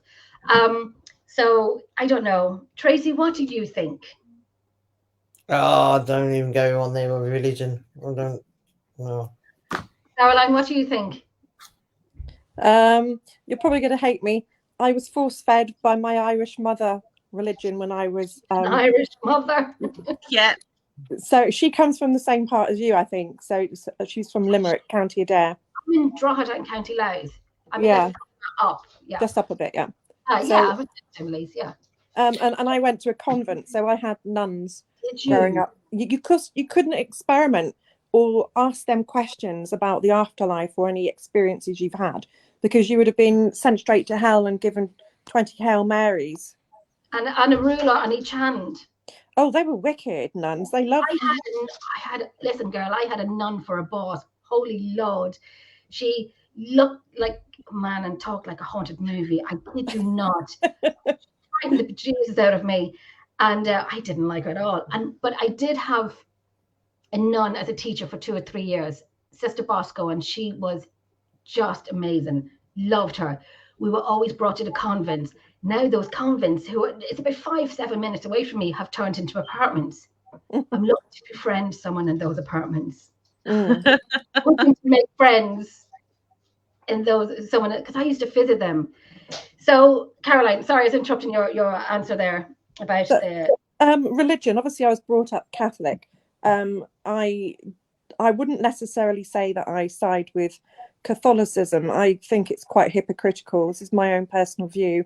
My beliefs, probably, if I had to, if someone held me to account and said, pick a religion, it would probably be spiritualism. Yeah. That's a good answer.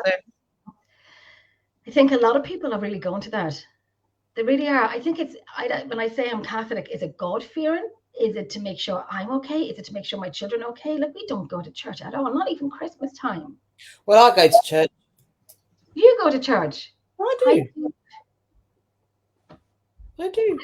You go to church? Oh, no, you did go to church, Tracy. You did a few weeks ago. I do go to church. I texted you, did you burn? And you kind of gave me an angry face. I go to church and I had my own. You do go to church. I don't do religion, but I go to church. No. I'm a spiritualist. So it's more for the sake of people say to me about spiritualism, you must believe in God. No, I don't. But I choose spiritualism because of one, it's something I believe in very much, and also because of our family history and background, we got my dad's Catholic, my mum's Christian, we've got German, we've got Jewish, so we're just like, it's a whole mix of it sounds like we're sisters, Tracy. We could actually have the same background. Probably could. I mean, my dad's mother was enough to put me off of becoming a Catholic. He was Irish as well, but we won't go there. I don't even talk, as you notice, I called up my dad's mother. So yeah, but no, I'm spiritual. I'm a spiritualist. Sorry, my dog's came in there. There is a church in town that I actually go into when Tracy don't, because we're not doing that with Tracy. I'm surprised Tracy didn't burn. I brought her into a church in my town called St. Peter's Church. It's one of my favorite churches. I think I have a picture of it here. I think I have a video of it here. Actually, I put it up mistakenly. But I'm gonna the video. It's St. Peter's Church here in Drogheda. Tracy's covering herself, and so you should, lady. So you should. My eyes are streaming, girl. That's all. But I will go under if I'm laughing. I'm going to play the video for 2 seconds, for a second. I think it'll be like 10 seconds long, but I'll show you the church that's in my town.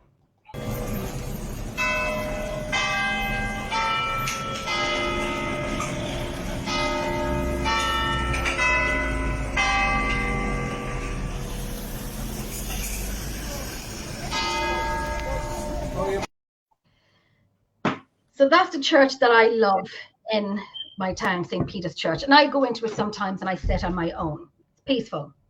I light a candle. See, I do these little things. I don't tell people, but I do them. I had taken Tracy in to St. Peter's Church. I'm not going to talk about it. I can't. I won't. You can go on. Oh, there's a guy, St. Oliver Plunkett. St. Oliver Plunkett. And he taught religion.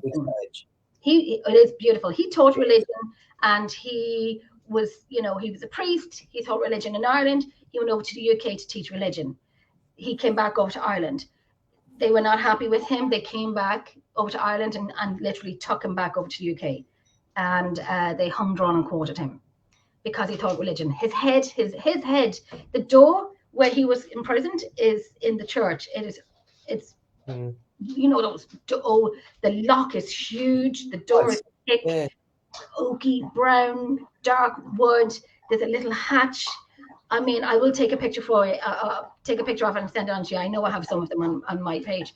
And then I showed Tracy, St. Albert Plunkett's head. What did you say, Tracy? In your East London accent, what did you say? I didn't. You sort of like said to me, like, this is his head, like the English cut it off. And I looked at Jen, but she was so serious. And I looked again, I went, well, I ain't saying sorry. I didn't do it. And then she went, and there's the confession boxes. And I went, well, I'm not going in there because they'll just burn. Yeah.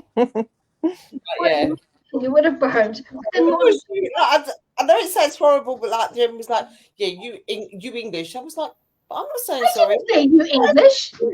And then I laughed, and I said, well, us English have a way of that because look what we did to Sir William Wallace. We hung, drawn, and quartered him, sucking him on a spike. Listen, no, I never said you English. I said whatever I said, but I didn't say that. Oh, but I think we had a show 2 weeks ago or something like that, and it all came up again, and I was like, oh, they're all coming for you now, Tracy. Yeah. Anyway, apart from that, I'll bring you back over. It's just one of those spur of the moment things, wasn't it? It was just conversation. And then there's confession boxes, wasn't it? You shocked me. Where's your next location, Corinne? Where's your next location? Tracy, English.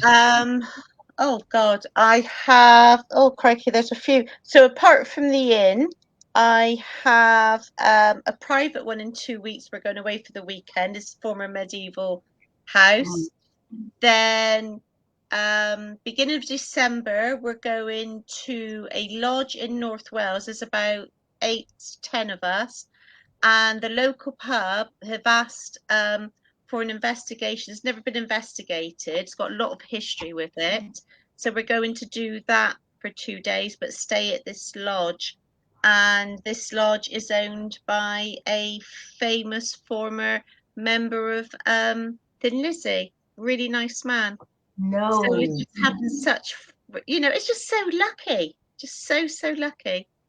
But I only knew about it because a friend of mine who works for the BBC, she was staying there. I got chatting to the owner, and he mentioned, she said, oh, I know someone. And then within a week, it had all been arranged. So, yeah. Corinne, I love these going away trips. Corinne, did I tell you Martin's got a connection with Thin Lizzy? No. He went to school with one of the members of Thin Lizzy's brother. So he used to go over to their house and listen to him playing. No way. Wow. Yeah, he's best friends with him at school. Wow, that's amazing. And what date are you doing that on? The first weekend of December. Nice. And Tracy, you're out as well. I am out next week. I know I'm in Castle now, but that's all I know. That's all you know. I'm in a castle next Saturday. Caroline, what about yourself? Are you out? We've got 2 events we're running for Dillington House in Somerset in November. We then have December off and January off for doing just team stuff. We've got Jamaica in January and Bravells Castle again with Corinne in February. We've got lots of private cases that we're running at the moment. And we've also got local pubs that want us to go in for first-time visits as well. I love to do a pub. As many pubs as there are in Ireland, I've never done one. It's not just no. ridiculous. Okay. Huh? You've never done a pub? No, I was supposed to do one, but you're trying to get them out of the pub at a certain time and they don't get out. I don't think I've done a pub. I haven't. I was supposed to do one, but they wouldn't leave, and they were coming in and acting stupid, and so acting stupid, and it was a private room we had, and some guy came in and eating his dinner in there, and we're kind of, this is obnoxious. So we kind of just said, listen, we're going to skip this one for tonight, and so no, I've never done a pub. There's plenty over here. Plenty of pubs. No, it's here, and we haven't gone yet. I'd like to do it. Oh, actually, there is one pub here in Drogheda that I will go to, and I am trying to get into it, and it's supposed to be amazing. So it's never been done, but I'm going to try and get in and do it. Oh, tell a lie. I've got a private house job coming up. Have you done private houses? Hey, me? Karen. Oh. Years ago, but if I get anything, I pass it over to ASAP. I must admit, I don't get involved because I don't have mental health training and and things like that. So Caroline deals with all that. Is part of ASAP. I actually got asked the other day, why do we ask if anybody has has mental health treatment? What if they're on medication? Yeah. They go, why do you ask for that sort of stuff? Well, because that's just the baseline questions. Is it this? Is it that? And then it was like, well, how much do you charge? And I was like, I don't. Yeah, we want to get in. We want to go to your house. Yeah. What about you, Caroline? What, charging? No. Your private homes. Oh yes, we do. We've got quite a lot of private homes. We've got a high-end case at the moment that's just phenomenal, the stuff that it's giving us. And the first visit I was there, it is in Taunton. I can't really give you too much information because of privacy, but there's a historic building across the road which it was being renovated, so I didn't know what it was. The homeowner said, oh, I don't know, I think it's X, and of course I can't give you that information because it'll tell you where it is.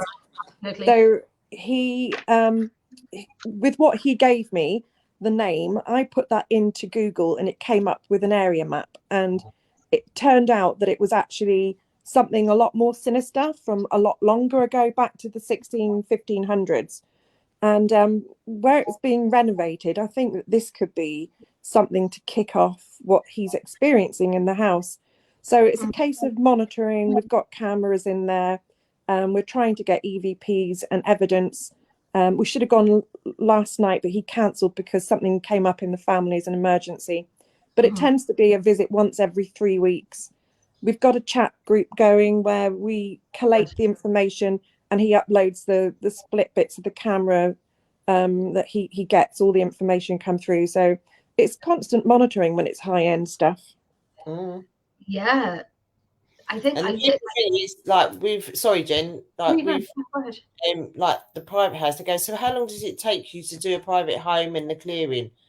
Well, it could take an hour, it could take a month, it could take a year.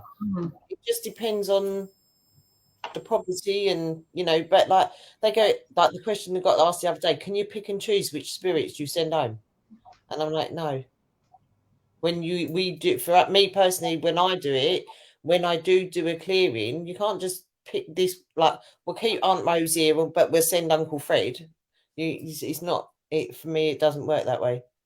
I don't know about you, Caroline, but I think when we are asked to cleanse a house of all spirit, that means all spirit. That's not something that ASAP or our group take on per se, the cleansing. If it's somebody's personal belief and it's what they need to close this down at the end of the day, there are specialists in that field that could be called on, but not through ASAP. We don't deal with cleansing houses. But like you say, it's mainly personal belief. But I'm on the understanding from the spiritual side that if you're going to ask somebody to go to the light, it's their choice if they want to go. But I don't think that that's it. I don't think once they're gone, they can't then visit again. Oh yeah, no, not the once they've gone they can't come back. But what I'm saying is to do a cleansing, that's like us four sitting here and me saying, like, I mean, my head's pounding and like the screen and that's effect, but it's like sitting there and it's like, well, I'm choosing, I'm just going to take this one and that one and we'll do this, and that one can just sit there and watch. For me, it's like you're all in or nothing, if that makes sense. I believe that's how it works. Yeah. You all have to go. You all have to go, or you all stay. I don't do any cleansing at all. I really, it's not what I do. I did do one private house a few months ago. It was interesting. The audio was interesting. Got voices, but not from the person who we thought we were looking for. But I say that's interesting. I'm gonna say it's normal to get that. I kind of don't, not when there's young children about or living in the house. Yeah, there is one young child living in the house, and nobody was there on the day. But it's not something I would do it again, I think. Not unless they sign to say, you know, there is no young children living in the home, or that they have asked me in on their own free will. They are accepting of any findings that has been gotten. It's just too heavy for me. I like to go into my locations and that's it. And the thing I like to do as well, Karen, is when I go to locations, I go to the same locations for years, the same locations. I will do a new one if if I'm asked to go and whatever, but I go to repetitive locations, the same locations repetitively. It's like researching the crap out of it. But you did that as well with the Jamaican Inn. Lots of places. I mean, Woodchester, I've been going there for 7-8 years. Yeah. On average, twice a year. So, you know, because it's a weird place, same as the Jamaica Inn. They're enigmas. You just never know what they're going to deal out. And they just intrigue you. I've got one 20 minutes away, which I help out in the background. That's the Warmy Clock Tower. And when I first started doing it, we've got nothing, but it seems to have a plethora of ghosts now. So I don't know whether that's become a bit of a Philip experiment, where ghosts have been invented or made. I don't know, because South Bristol, we're doing the Philip experiment at the moment. We're meeting once a fortnight. What's the Philip experiment? Where we create a ghost. It takes about a year to actually create a ghost, and then you decreate it. It's fascinating. Really? Holy crap. We need the patience of a saint, because you have to have. We sat down, we wrote the background of this man, his family, what he'd done. So then it's repeating questions and questions. So we're on the 4th one tomorrow. Are you getting the results from it? It's only the 4th one. You're talking oh my gosh. Before hopefully you get something. That's mind blowing. It's like I said, you want to try different things. That you're creating. I was going to say, you're creating this ghost, but what are you doing with the creation of the ghost? Is this just in your group, or is it just to see if the location reacts with? No, it's in someone's house. She's very, very skeptical, very grounded. So she's not going to imagine things happening, because you have to be very careful, you know, where you go and who you choose. That's what I'm saying. Is this what you're like with the experiment you're doing? So that's what I was trying to work out. So we're trying to see that this man and his family that we are creating by repeatedly asking the same questions, you know, every fortnight, will we suddenly start getting responses, and it correlates to this person we've created. I think it was first done, wasn't it, Caroline, in the 1970s? Yeah, it was by a group of 5 people that started off in a pub. You can get a book, but it will cost you about £300 to get a first edition hard copy, because it's that sought after. I think you might be able to get it on Kindle version, but if you can, it's well worth the read. You can get how to do it online as well. We've got it on South Bristol. But it's a fun thing for a team, your own team, to do, and to get together and say, right, what's the backdrop story? What has he got? What secret is in the family? And you create these characters. And we wonder down time, you know, take the Jamaica Inn. Has a team or a member of staff created a ghost? Perfect example, Hannah in room 5. She didn't exist 14 years ago. She does now. Everyone leaves toys and presents to Hannah. The homeowner is skeptical, right? Okay. Mm-hmm. So if this homeowner then goes along and tells their next door neighbour that this is an experiment you're doing, and that next door neighbour then tells somebody else, then that ghost, in hindsight, is actually going to be someone's mental health problems. Does that make sense? Because again, you could go the same argument. Is it? You could have the same argument when someone comes along on a public ghost hunt. No, what I'm saying is, what I'm saying is, you're like, we're all sitting. Us four are sitting here. Forget all, like, you've got everybody in comment. Us four are here, sitting here. And between the four of us, we're inventing a ghost. We're making up this ghost, what he looks like, what his life was, blood. Right, so there's us four. We then just, I don't know, let's just say we're bringing in your husband, right? And we then tell him the story of this ghost, what the ghost life's going to be. Mm-hmm. Your husband, without realising, may go next door and say, oh, yeah, we're all sitting here and, like, this is what's happening. But that next door neighbour may have, say, mental health issues. Then this person then starts with the whole, that ghost is then in their house. But they don't come to you because of it. They go to another paranormal team. Mm-hmm. So that's what I'm saying. So it's sort of that sort of thing that I would like. Wow. But then again, you could counter the argument with someone watching a TV ghost hunting show will suddenly think, I get the same here, and they're creating it in their mind. When it's a form of psi, Karen. Sorry? It's a form of psi, isn't it? Yeah. Oh, sorry, I didn't do that again. It's a form of psi.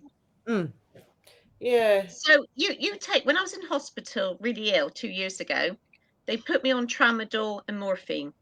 Now, it's a good job I'm an investigator, because the hallucinations, the animals I was singing, the shadow figures, I knew, even though I was completely off my face on these drugs, I knew they were not real. Mm-hmm.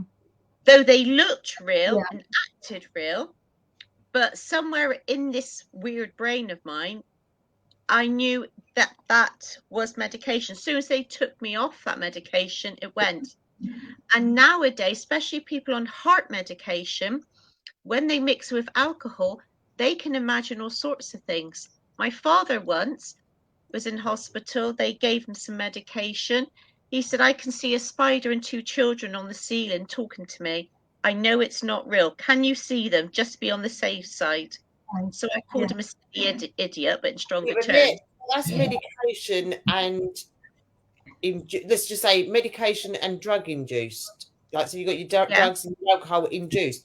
But this is something that you're physically making up.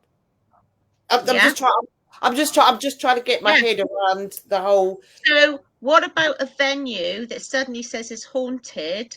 And they've made up a load of ghosts, and suddenly the staff working there think they're having the ghosts. Yeah, this is how easy. This is what how easy it all is. But our experiment is in controlled grounds. So, you know, you cannot help. So I'm talking about it now. There could be a listener who thinks, I'm having the same thing, even though I have not said who the person is and the details. That's something we're not passing on to other people. Right, okay, then, so it's just your group. Let's just say us 4. It's just us 4, mate. How would you if it's all made up, you know it's made up. Are you then making your brain truly believe that you're going to get, like, I don't know, just say like you get hear a bang? Are you then, could you truly say that that was a response from that story made up ghost, or is that your imagination? Can you see what I'm saying? To have interaction that you think is paranormal with the people there, it would have to be high level. Mm. A bang or a tap or anything like that is not sufficient. So Kev Kerr did it years ago in his flat. He created an old woman and he started seeing her in his hallway, and then it took a year to uncreate her. It's an amazing experiment, but it takes a long time. Really, isn't it? Patience.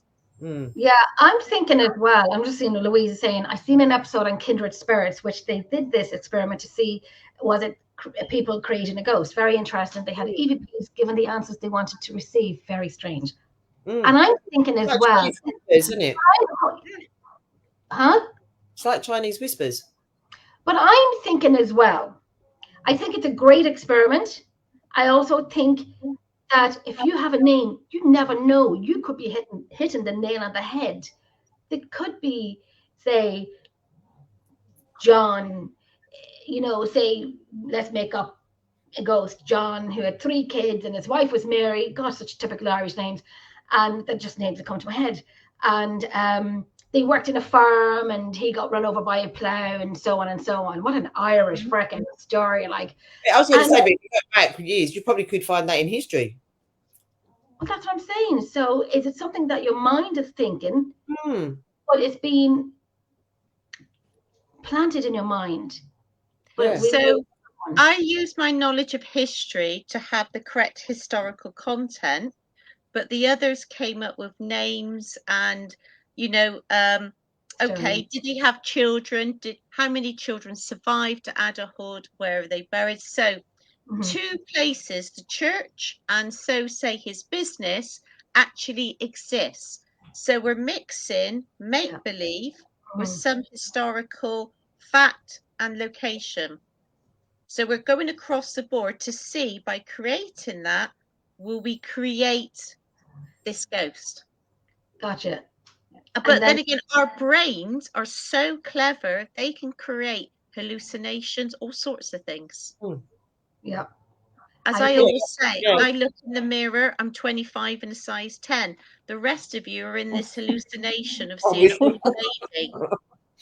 I wish I could hallucinate that. Well, more chance my daughter hallucinating on a medication than that. I think, like, it could be, you could have someone that really is, like you're saying, Corinne, that you're using real locations and some history, but you're also creating someone. And I'm thinking that you could really have someone, like Tracy's saying, really have someone there. And Chris is asking, how can you get answers from something that is made up? So, okay, so put it in this perspective. You see a lot of groups use apps, don't you now? Yep. So they think they're talking to a ghost through an app. Yeah. Same thing. Yes, it is. When you break it down, Ouija boards, those that believe the Ouija boards, they're talking to a ghost on a Ouija board. EVPs, you could argue some EVPs are audio pareidolia. Yes. It's all we all like we were saying with the mind. Again, with EVPs, I know it's Jen's favourite, but again with the mind, like me and Jen quite often have like this. Like Jen will go, listen to this piece of audio, and I might not hear nothing at all. And then Jen will go, can you not hear it? Like, how can you not hear this? I went literally can't. And then Jen go, I think it says sounds like, but as soon as Jen's told me what she thinks it's saying, then I can hear it. Other times I can hear it, but Jen don't, and other times we'll hear the same thing.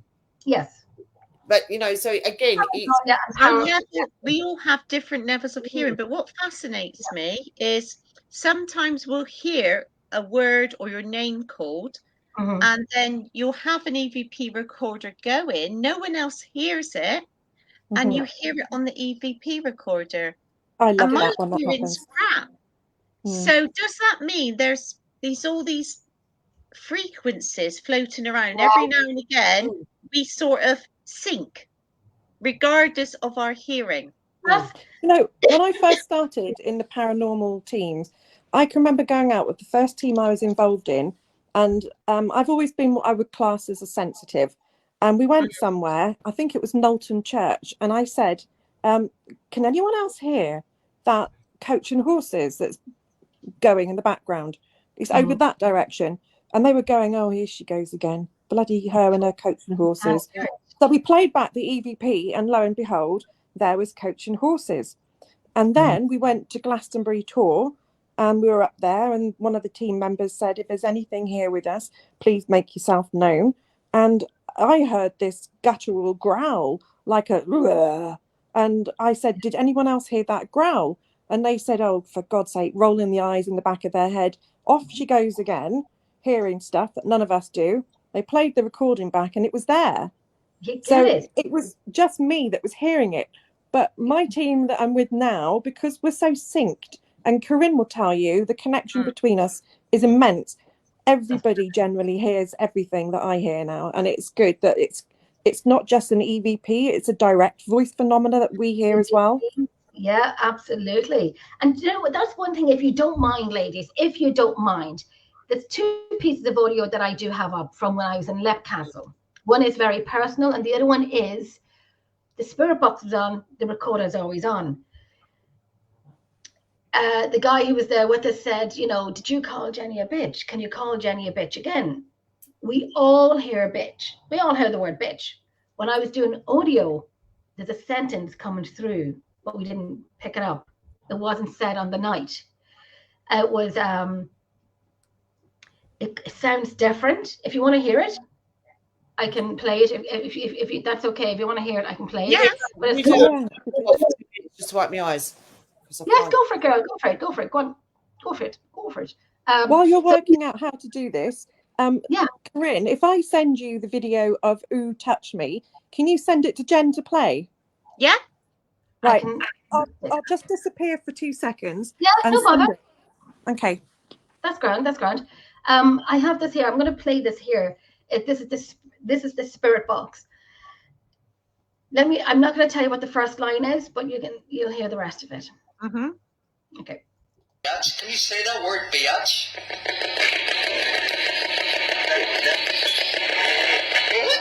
did I say Jenny bitch? Can you play it one more time? I can indeed, yeah. Biatch, can you say that word, biatch? No, did I say Jenny bitch? See, I hear something different, but it could be my hearing. No, I understand. And it's like, you know, I look back on the YouTube when we used to put up all our EVPs. I don't hear my EVPs anymore. So it could be that my hearing's bad, or the EVPs have changed. My skepticism is not hearing what I thought I heard. I totally understand.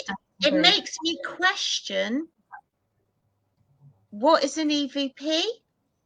Yeah. And you know, as I say, you know, that there's one experiment that I want to try, and I hope to try it a couple of weeks, is where you put an EVP recorder in the room of a building, you put a walkie-talkie next to it, you put a camera on the EVP recorder, you leave the building completely, you have another walkie-talkie, you ask a question, you pause, you do that for about 10 minutes, so you know there's no one else in the building, there's no other contamination.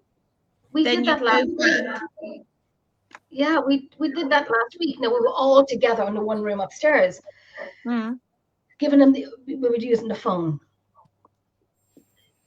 the recorder, and the radio. I left the radio downstairs with them, and showing them the button to play it. And what now? It was there for the night, but nothing happened, unfortunately. But it was only the first time I've tried it, so I'm going to keep going with it. The whole point of experiments, you try it again and again, and then sometimes you might adapt them. You know, one of your team will say, "Well, we try it this way?" And That's what makes it more intriguing. Hmm. Do you, Oh, right. Talking hang about on. talking about what you hear, I've sent Corinne.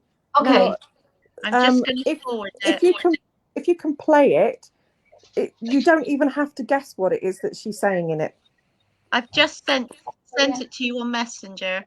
Okay, I'll save that. I'm gonna let me say.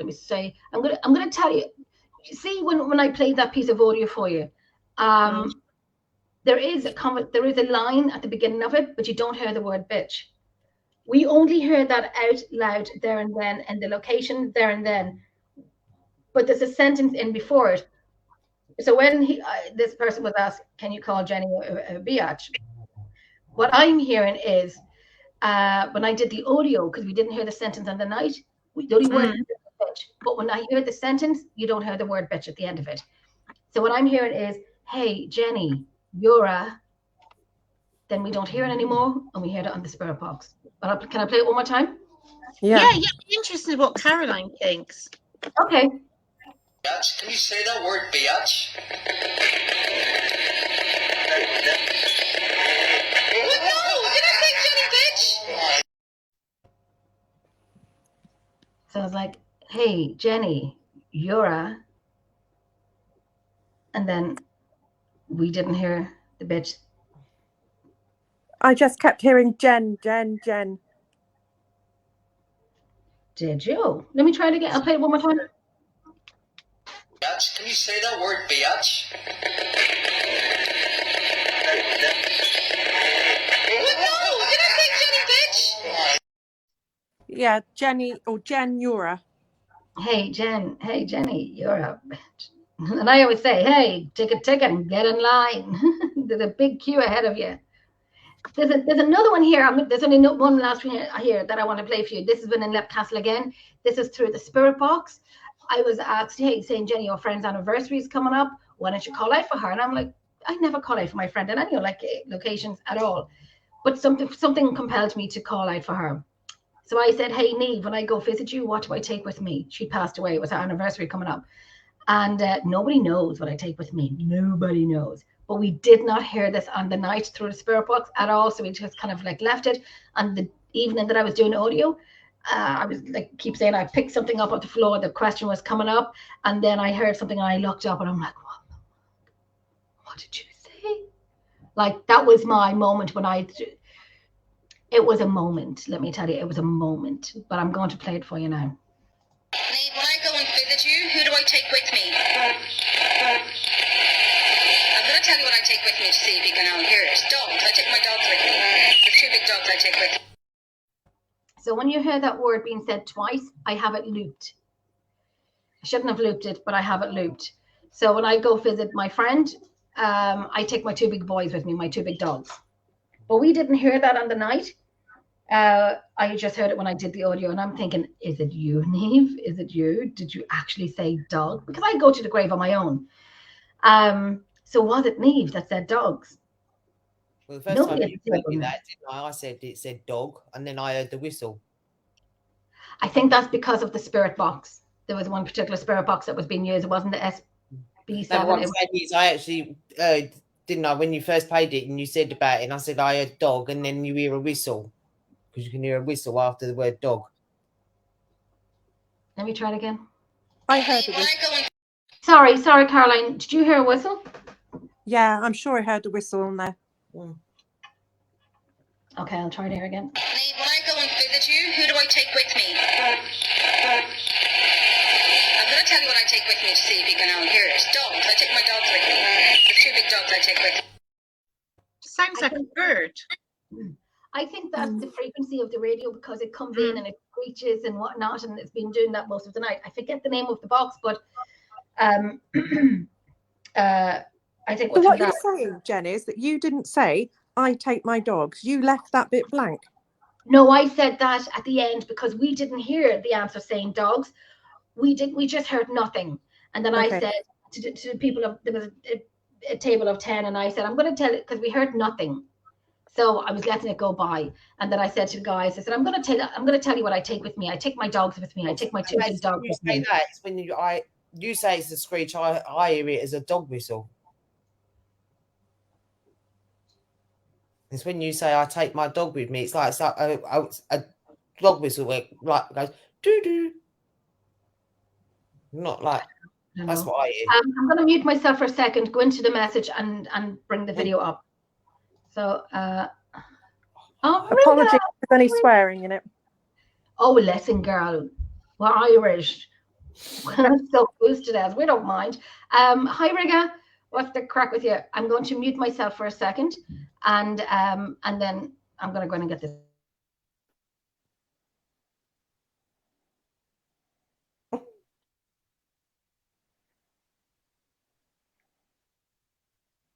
I think when Jen gets this up and she plays it, because there's an audio on it as well as a video, for me, this is one of the things that people work their entire life as a paranormal investigator get.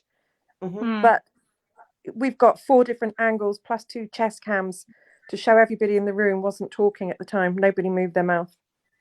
Cool. It's like when you get that one bit in it, it's just like gold dust in it. Sorry, my eyes are streaming. I've had a headache for about 4 days and it won't go. And the doctor's put me on medication, but it's still not going. And it's just like, it's not like a headache. It's just like a constant dull ache, if that makes sense. Yeah. Like, yeah. And it's just making all my eyes stream. It's not migraine, so migraine tablets ain't helping it. And so my eyes are streaming. And like the light, big light being on the screen is just like making everything becomes worse at the minute.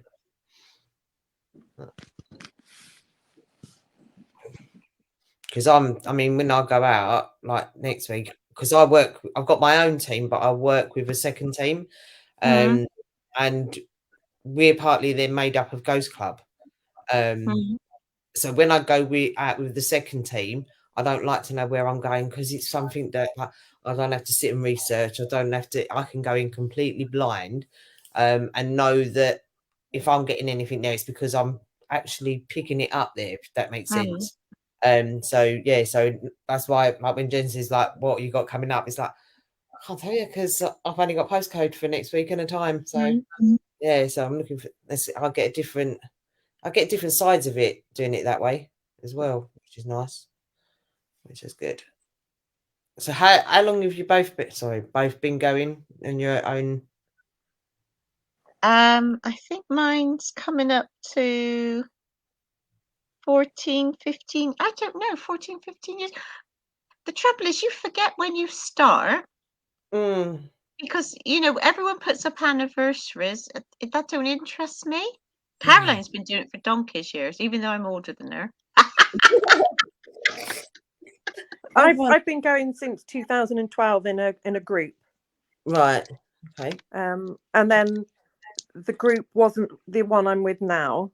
So we've had a few changes of the team over the time. But I think where we are now is a good, strong team. They're trustworthy. Their integrity is good. I think at the end of the day, it's the integrity that we need to maintain. Because if you haven't got that and the honesty, then the team trust falls down. Absolutely. Yeah, so 2012 as somebody within a group, but before that I had an interest. Wow, cool. Sorry, ladies, I was working on it there. I'm not really computer savvy. So I have it. I actually have it. I'm actually proud of myself. I have it. Okay, I have the video here. I'm about to play it. Is that okay? Enjoy, everybody. Enjoy. I'm looking forward to it. Oh no! Oh my God! Touching me. I don't really. What number room is this? 4. I don't like this room. Where's the notebook? I feel like it's a bit more sinister than the other room. Oh, I mean, 2 reports of someone standing in the doorway. It's either a monk-like figure or a woman/man in old musket gun shop or on audio. Standing in the doorway of the tea coffee area. I don't know what that means. Because the tea coffee's there. Yeah, right. It might have been in that area. Maybe it was in there, yeah. It might have been. Yeah, like where you're. Yeah. Could be. Shall I rewind this back? I do feel quite claustrophobic. I just heard 2 bangs. bang. That's out in the corridor. Right, let me right, there's somebody out there. Okay, close to the worst. I So can if hear you, it. play it, if you play it right from the beginning, it's in the first part of the section. Yes. That's when she said something, is it? That's when she said it. She sings, yeah. Yeah. Want me to try and play it again? Yeah, so I think once you hear her sing "Ooh Touch Me," you can stop the video. Okay. Okay. Oh no, oh my god, something's really touching me. I don't really what number room is this? 4. I don't like this room. Where's the notebook gone? I feel like it's a bit. She sounds young. Yes. So what's gone on in that room that this person has just appeared in Jamaica Inn? It's a new bit of history. No one's ever recorded, as far as Corinne knows, a young woman, especially singing one. No. Really. And she's very clear. She's very clear. Her voice is Mm. kind of It's unexplained, Jen. It's unexplained.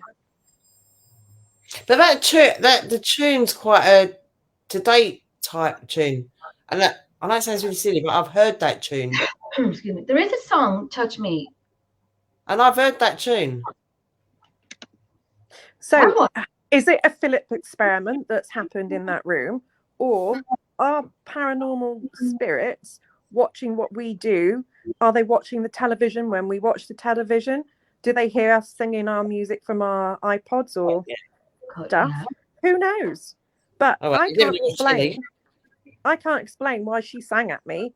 And all of our faces are on different cameras, 2 chest cams and 4 trail cams, and not one of us opened our mouth at the time. Nobody heard it. No. I've got the review on video of us reviewing, and we literally all wet our pants, and you can hear me pick up the mic to talk to Corinne, going, Corinne, come up here and listen to this. And only you heard it, Caroline. No, I didn't hear it with my ears either. It was a total EVP. You think someone was touching you? You know when you kept getting poked. Yeah, that's my sign. They're quite happy to poke me whenever I go anywhere, and I know that there's something in the room because I get a poke. This one was quite insistent, and it was a rib poke rather than a bottom poke. So she kept on poking me in the ribs, and I kept saying, I've been poked, or I've been touched. I've just been touched again. And then she sings, Ooh, Touch Me. That's taking the pee, really, isn't it? Wild. I was going to say, Kim Wilde. That's who it is that sang that. Who? Kim Wilde. Or Sam Fox. Corinne, you'll have to go and check on the history and see if either Kim Wilde or Sam Fox went to Jamaica Inn any time and stayed in that room. Singing. I think that'd be interesting. Because They used to get, more in the 50s, they used to get the Stars, the Danish Royal Family. Diana Dors was there in the late 50s. But I wouldn't have thought them because, you know, like sponges, aren't they, really? But what makes it so amazing for me, ladies, is that personal experiences at the end of the day are exactly just that. It's your personal experience, and you can't corroborate that unless you get something like that coming through on a video or an EVP. And that's what makes it evidential. So now, unfortunately, Corinne has to mark that as evidence that a woman sings at you in room 4. Yeah. And it has if it was on just one camera, say, you could go, maybe it's loop over from something, maybe it was this. But if it's on like 6 cameras and 1 zoom, cameras, plus on like 4 or 5 EVPs, you can't go, that is a overrun, or it's this, or, you know, it's come from somewhere, unless you've got a ventriloquist in the group. like I say, I mean, the people that were in that room, we had extended family. of our group, SPI UK, and these people we trust implicitly to come out with our group. And Corinne's met them on several occasions. They're not ladies that would ever try and fake anything because they're learning themselves. Trust is the biggest thing, isn't it? Really is. If you don't have it, don't have them with you. I mean, to have it on that amount of evidence, you've either got to have somebody that's a bloody good ventriloquist. Yeah. You know what I mean? But it's strange that it's like, as you say, it's in an old building, but the tune is more up to date, if that makes sense. Yeah. Sorry, Corinne, what were you going to say? Oh, me? Hi. I was just agreeing with Tracy. I like that. So now that has to be documented. So now let's see if I can get this song up now. You're going to be what, Tracy? So I've got to get the song up now that I can hear in my head. I can sing it in my head already. I just asked that you just don't share that video outside of the group, because Corinne and I will be using it for an ASAP talk in December, so I don't want to ruin it too much. Not at all. That's private. That's totally private. That can be deleted from StreamYards. That's completely not a private, and the message. So no worries about that. Chris said he is getting. I'm getting a young girl with long hair brushing it while looking at herself. It's Sam Fox. You know, I do agree that the person I thought it probably would have been after hearing that was a younger girl, because of the cheekiness of the poking and trying to get my attention. And the thing is, when Corinne said to me just before that, Caroline, can you go over the top of the stable block and see if there's anyone there?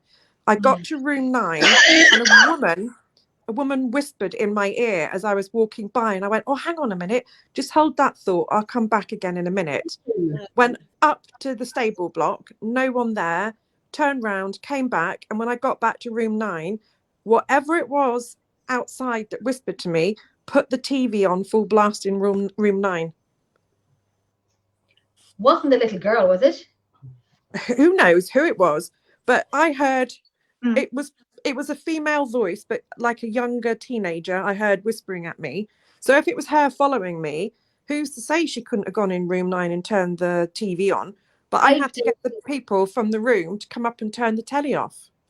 What she did, that was Shell and Mike's room. What no one knew at the time, in the summer, I managed to get the Jamaica Inn's visitor book. It's this huge, thick book where visitors write down their thoughts of their stay and also their paranormal thing.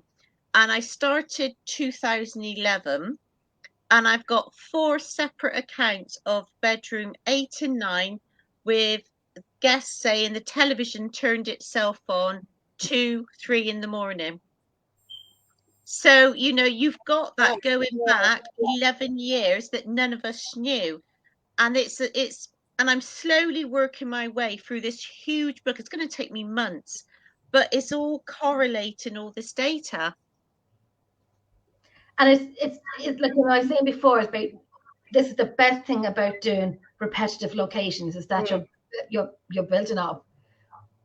When you think you know a location, you think like, yeah, I got this. I know who's here, and I kind of got the gist of it. And then someone else new comes along that you didn't know recently, that was there 11 years ago, and you're thinking, oh, crap, go back to the drawing board and find out who this girl is. So you talk about sort of perhaps a young teenage. 2018, a woman and her husband were coming down to move to Cornwall. They decided to stay at the Jamaica Inn the day before the movers came in. So it was a Friday night, December. She said, we're sat in the main bar. There's another couple, but it was really quiet. And she wasn't drinking alcohol. And she said she looked to her right and she thought, oh my God, isn't that lovely? A member of staff dressing up, because this girl came towards her, about 14, 15, Victorian dress, so buttoned up to the neck, tight on the arms, buttoned to the cuffs. She had a cap on, a dirty apron, and a tray. So as she came towards this lady, she automatically picked her empty glass up, held it out to give it to this girl. And the girl promptly just disappeared in front of her. And she said, I'm there like an idiot, still holding the glass out. She looked to the left, said to her husband, I think I've just seen a ghost. But the colour of the dress was that dark purple mauve. Mm. Okay. So that is one thing. So that's locked in now. And we also know of a Victorian lady with a brown hair and a hair in a bum that was seen in the gift shop, room 23. That's who I saw in the toilet, Ah, wearing a blue dress. no, it was sort of like a movie, purple mauve. Hmm. But the other lady had a long dress, and I think it might have been a cream or white blouse. But the most prominent thing was the hair up In the bun. in the bum. Yeah. And you've seen these with your own eyes? I saw that way back when my late husband and I went to visit for a day to Jamaica Inn. So he died in 2014. So it must have been back around 2000, around that date, maybe even sooner. And I went to the toilet, and where the old toilets used to be at the back of the gift shop. And I went in and I was washing my hands, and I could see a lady stood next to me in full Victorian clothing, turned to look at her properly, and she wasn't there. And I'm like, yeah, we're leaving now. I don't know what I was doing. Like, how's it going? What's the story? And you couldn't see through her. Was she solid? Well, yeah, because I just thought she was someone stood there washing her hands, coming out of the loo, wearing, you know, like clothing because they were doing an event or something. And I turned to look at her to take in her beautiful dress, and she disappeared. And it's like, Holy God. But also, the hair was tied up in a tight bun. But if she's also a ghost, that means she's aware of a modern surrounding and she's washing her hands. Yeah. And that's repeated again and again down the inn. You the man with the black curly hair and the beard sat in a modern chair with an elbow on a modern table staring at Rachel Hayward. So does that mean then spirits, ghosts are aware of everything that we see in our present form? Yes. I thought I'd seen something. Because we think ghosts Which are... goes back to my thing. I always say to Eugene, how do we know that we're the living and not the dead? And I said to you, don't stop screwing your head. Anymore. I said, please don't confuse me any more than I already am. When I think I know I'm on Jenny path, you come and confuse me, and I'm like, oh, are we dead? Are we we're the ones that dead? Me? Is it them? Yeah. It's like you and your twin, isn't it? Like you together, you're away, but when you think about it, you'll always be that together. So, like your experiences, your feelings, like me, like I never knew I was a twin, but I kept seeing this bloke. So is it like, and like, this is what I'm saying? Is it us that are here? I thought, now I'm going to be serious with you. Because I thought I'd seen something on my right hand side, and I look, you know, they call it professional, what's it, preferable, whatever you call the word. Yeah. That's the one. Jeez, I can never say this.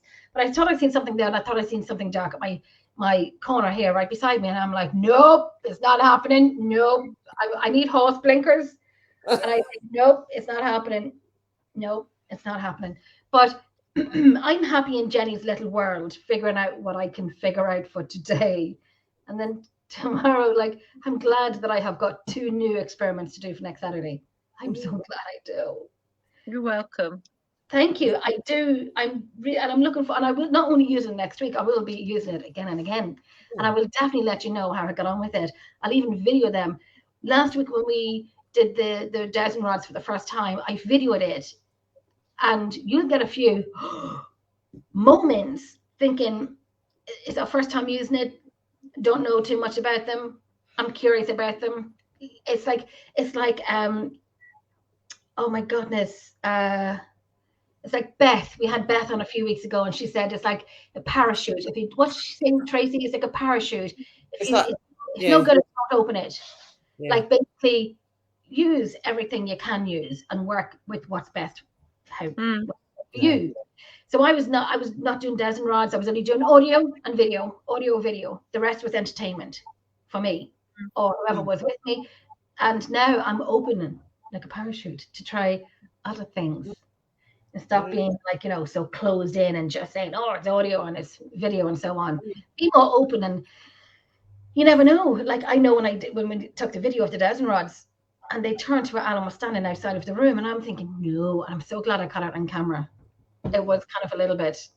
I mean, I like the ones you were saying earlier, Karen, about like the sitting back to back blindfolded. I mean, we do the blindfolds, we do the earplugs, but the actual back to back. And it makes when you sit in a circle facing each other, you feel safer. When you're back to back, you're vulnerable. And if you're holding each other's hand and people are being touched, you know that no one's doing it.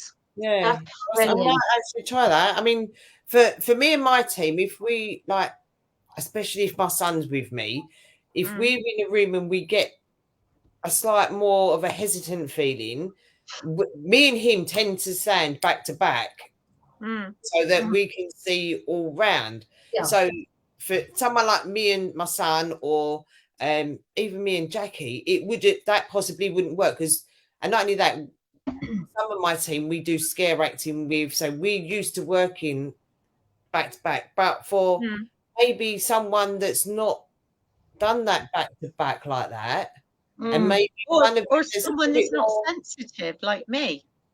Yeah, so you got like one that's a little bit. Yeah, that's actually a good one to do. Because so, like, if you've got a group, if you've got a scaredy cat, it's a brilliant psychology. They will influence the others.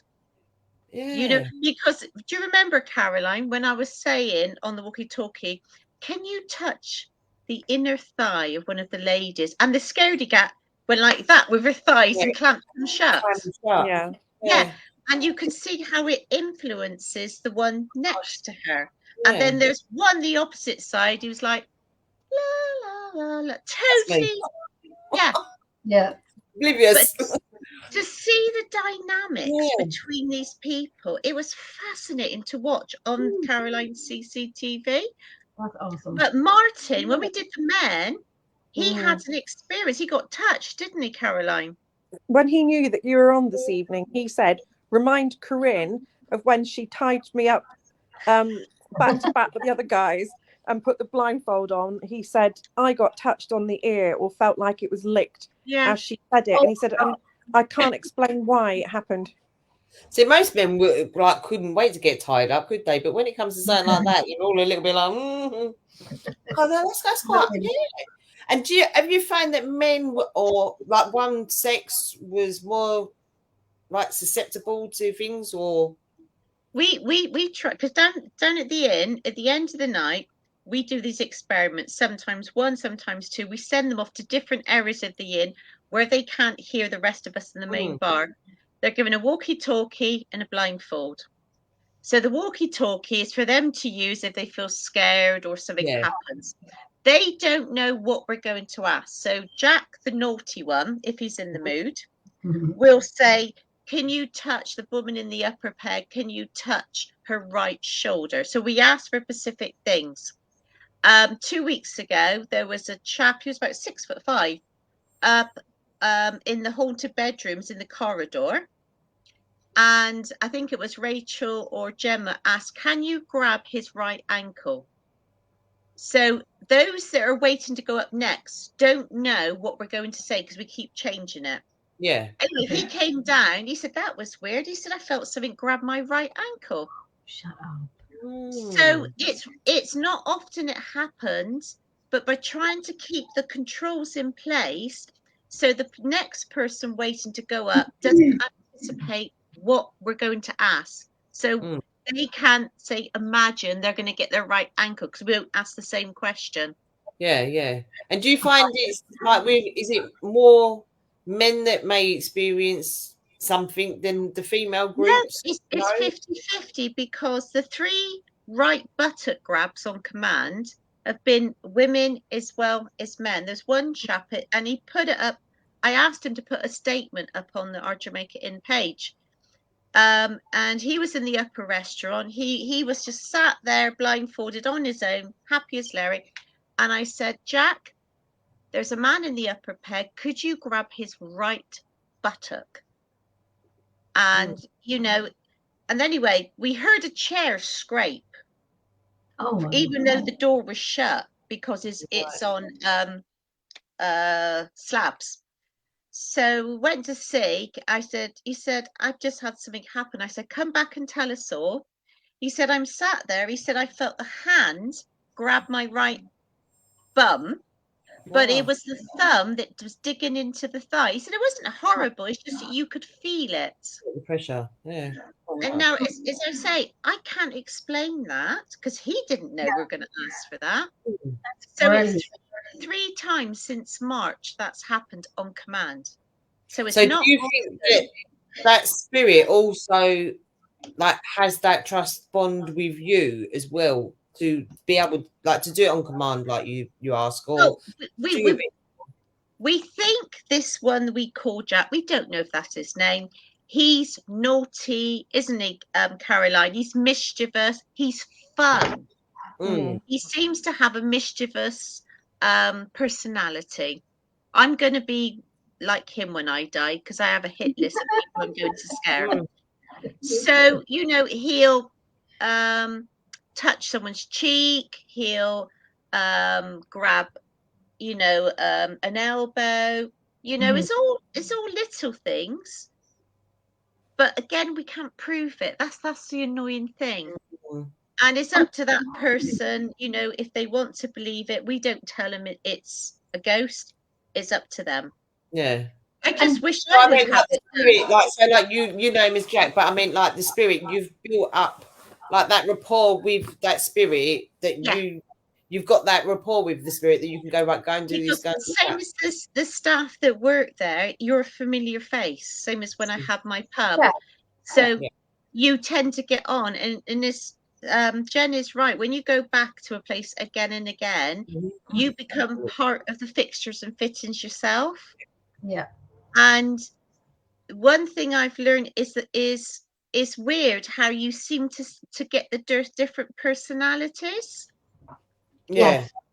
You know, so you're skeptical, yet you're accepting that a spirit has a certain personality. Absolutely.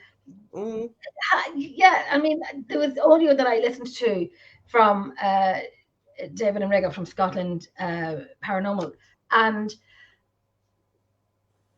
the audio was, I thought it was so funny. I mean, like, one was called a Porky Pig, one of them was called a Fat BASTAOD, and I'm like, these were hilarious for me. They were hilarious. One of them was kind of like, you know, your phone was stupid or something like that, and you can hear this audio.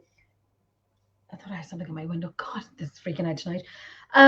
Also, what I wanted to ask you, Corinne, as well, when you're saying that these people go up to the rooms, you ask for certain things to be happening to them, and it happened to them, and it's spot on.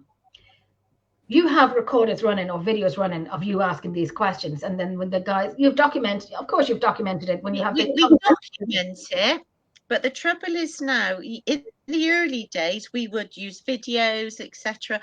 I don't have time even to analyse anything I do with South Bristol, so it's no point.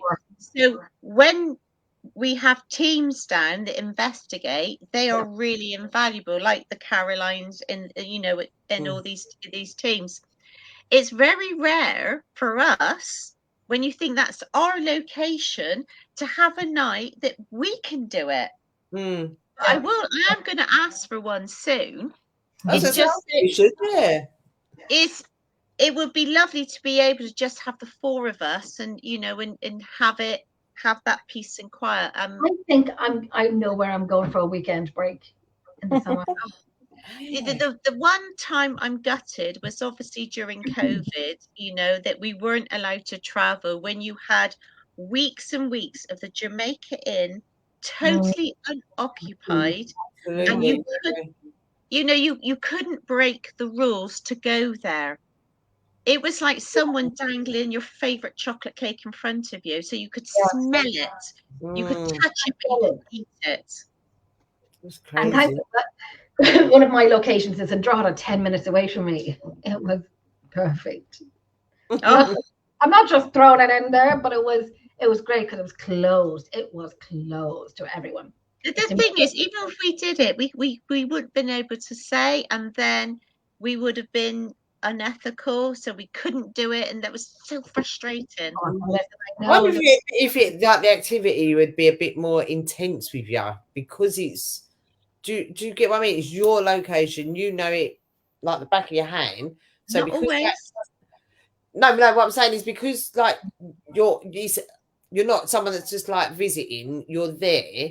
I wonder, like if like you would get a bit more activity, like actually sitting there doing it yourself, than what you would as just like with the sitting there with the guests, if that makes sense. But that's a weird thing. So when, all the pubs and the hotels reopened, and we had our first one in that September, we thought, oh my God, it's going to be all singing or dancing. It was one of the quietest nights for years. And myself and Lisa were in room 3. I think Colin was in the new block. Yeah, that's right. We're in room 3. We got into bed and we were saying, oh my God, that was so embarrassing. Nothing happened, blah, blah, blah. Next minute. And then there were footsteps down the hallway and the motion activated light. Come on. So Lisa, being Lisa, she said, where have you been all night? It's too blink late now. Don't you start. And it stopped. Oh, that's funny. Yeah, we'll have to book a long weekend down there. I am going to. Like I said, I want to spend down that way. Huh? I've never done anywhere down there. The only thing I've ever done is right down in Cornwall was I did the Madron Wishing Well. Excuse me. Have you done the Madron Wishing Well I am petrified of forests. No, and this walk, you have to go through a gate, and it is literally trees crossed over your head. But the bottom halves of the trees, it's really strange, are dead. The middle bits are alive, and then they're dead. They bend in ways that I've never seen trees. And I didn't want to go. Something was telling me at the gate, don't go, don't go, don't go. And I'm walking through like this because I'm petrified. Jen will tell you, video call, I'm like this in the footwell because going through trees. And every tree, now I can't remember what it was all about. I mean, I know everybody has a different faults, but there was every tree, there was either a ribbon tied on, a shoe tied on, someone's bra. Yeah. I mean, yeah, I know the ribbons, but bras, knickers, boxers, I'm just like, and then it's all went into this massive open field round, and there is a wishing well, and it's all to do with the Benedict monks. But if you ever get down to Penzance, go on the Cornwall, you have the famous Pilgrim Trail. So it's Ireland through Cornwall, Spain, and the Holy Land. Because about 5-6 miles from the Jamaica Inn is a tiny little village called Temple, and the Knights Templar had an inn for the pilgrims. So you've got that rich history. I wonder if that Madron it was something to do with it then, because I know you could go in there, but there was actually a part of the church as well. That was because we're outside Bodmin. There's St Benedict's Abbey, and that used to be a Lazarus. It was a night of King John with the black and white cross, and it was a leper hospital or something like that, and that's a wonderful place to stay and investigate. It was built around about 1420. All right, I'm just getting it up. The Holy Well of St Madron. Yeah, that's right down the bottom, isn't it? Yeah, that's got links to Arthur, isn't it? King Arthur and the legends down there as well. That's like the place we went to in Northern Ireland, Jenny. Remember where they took us at? There was that tree and there was all ribbons tied around it. That was Cranfield. Ah, right. It was called Cranfield, but it was the healing tree.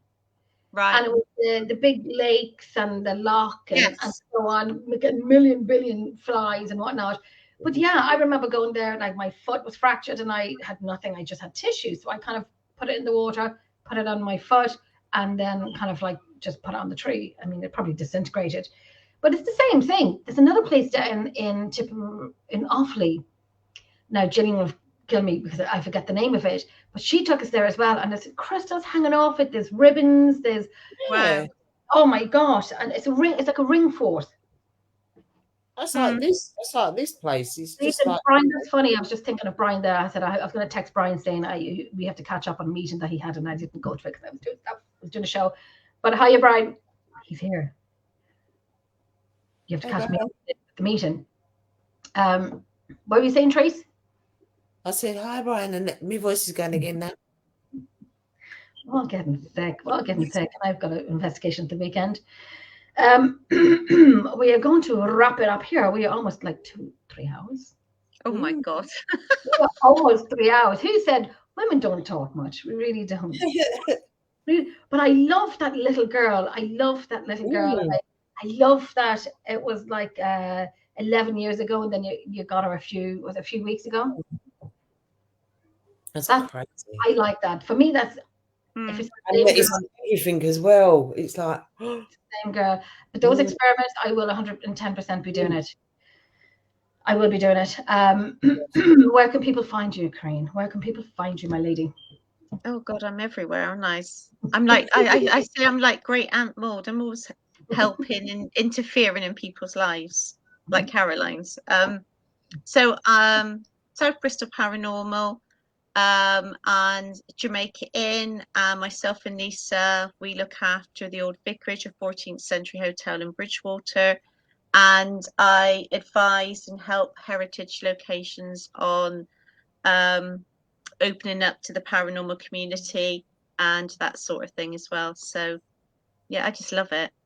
It's something that you think that we can stop at some point, but I don't think we ever will. Like, I'm retiring every bloody week. Brian knows. I've told Brian I'm retiring. I told Tracy I'm retiring, and no, I'm still here. I think we're very lucky that the paranormal, you meet such wonderful people that become really good friends, but it opens up opportunities that you would never have normally. You know, doing a bit of TV, a little bit of radio, and you know, as I said about Wells Cathedral earlier, if someone had told me a year ago that would have happened, I said, "What, me? I'm a girl from a rough council estate in Bristol. That these things don't happen to me." And you're so honoured, but also as well that it teaches you a valuable lesson by being nice to people. People come back and do nice things for you. Kindness. Yeah. I think it's like karma. It comes back. And, you know, we're all very lucky what we do. It doesn't matter what our beliefs are. As long as we can debate and talk and have fun, it makes it all worthwhile. Absolutely. And you were saying, like, do nice things for others, and hopefully you get it. Sometimes I'm going to be real here. Sometimes you don't get it back, and you don't. You're Catholic. Do nice things. No.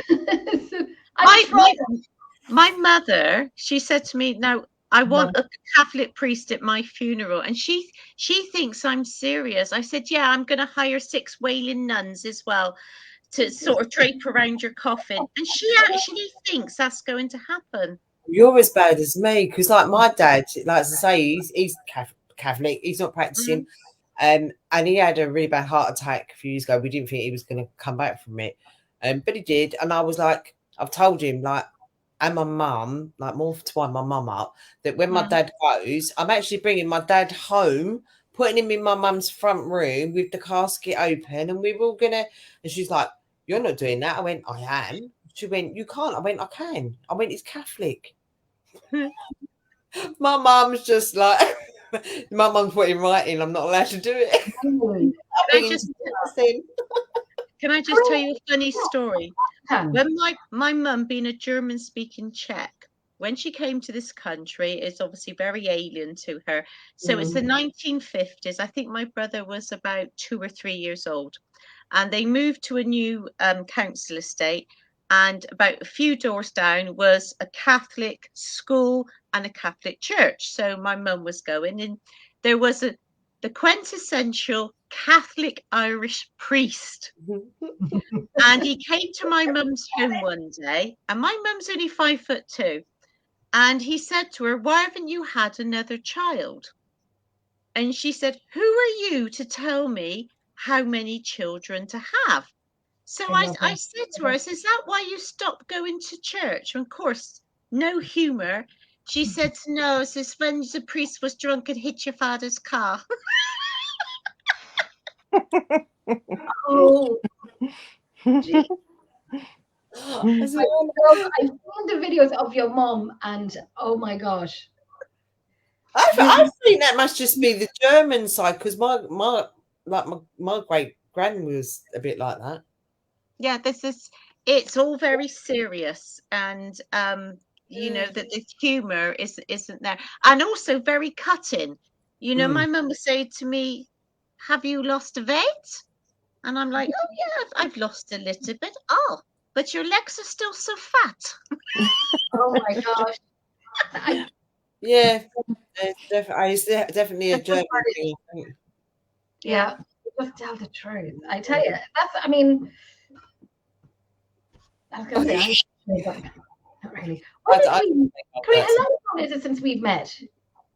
Sorry? How long ago was it since we met? How long ago? 6 years since I've been to Ireland. Is it 6 years? I've got an extra cheek on my right bum, I think, since then. I thought it was longer. No? 7 years at most. 7 years at most. My gosh. Yeah, it just. I mean, those 4 days away were just magical. It was absolutely wonderful. The crack was brilliant. The crack. My phone was kept taken by Glenn and Mick. Yes. Like, they're just feckers. I still talk to Glenn. You kind of say hi now and again, once in a blue moon, but he doesn't do it anymore. No. I remember sat in the toilets in the cafe at Shane's Castle, and he stuck his phone under the cubicle to see if he could take a photo of me and my knickers around my ankles. But it was, you know, the social side. I think we're so blessed. You know, where else do you hire a castle and a load of you stay and just have a wonderful time? And you get to go behind. And you get to go behind the scenes that you wouldn't be able to do if you went during the day and paid like 50 quid to get in and do a tour. You know? Yeah. 12 years ago, I went to Wookey Hall, and Chris, the manager, is still there now. And I used to take Mum with me, you know. And he took one look at my mum. He said, "Oh, is she all right walking around the caves in the mill?" I said, "You wait," because he's lost a lot of weight since then. 20 minutes later, she's there in her jack boots going like the clappers. We're behind, huffing and puffing. I said, "I told you, look at her. She's got a Duracell battery up her bum this month. She doesn't stop." How old is your mum? She was in her, well, she's 94 now, so she was 84. Holy crap, really? Yeah, and you're talking all through the caves, up and down all these stairs. Yeah, That's mental, isn't it? I know. She's going to live to she's 100 just to spite me. I tell her that. Well, you said when you die you're going to come back and haunt people. I tell my mum she's living and haunting me while she's here, and I'm going to do the same. I'm going to haunt them while I'm alive. They do. But thank you so much for having me on. It's been coming on, Caroline. Thank you for coming on. Enjoyed it. Thank you very much for inviting me, and I'm sorry, Corinne, to busting in on your show. No, crikey, it's been fabulous. And it's lovely to meet Tracy. Thank you very much. Thank you. Thank sorry, you for coming on. You grand. This dog is like, she knows when I'm ending, because like she goes, "Can I go out now? Can I go out?" Every freaking time, every time.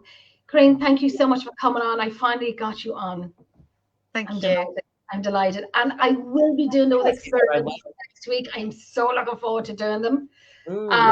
Thank you anyone who watched, who commented, who liked, who shared. And I won't be on next week because I'll be in Redwood Castle. And I'll be in a castle. How fun is that? Tracy will be in a castle. I'm going to bring us into the background for a second. Stay there for a second if you can. I'm going to bring us into the background, do an outro, and we'll be back into Tickety Boos.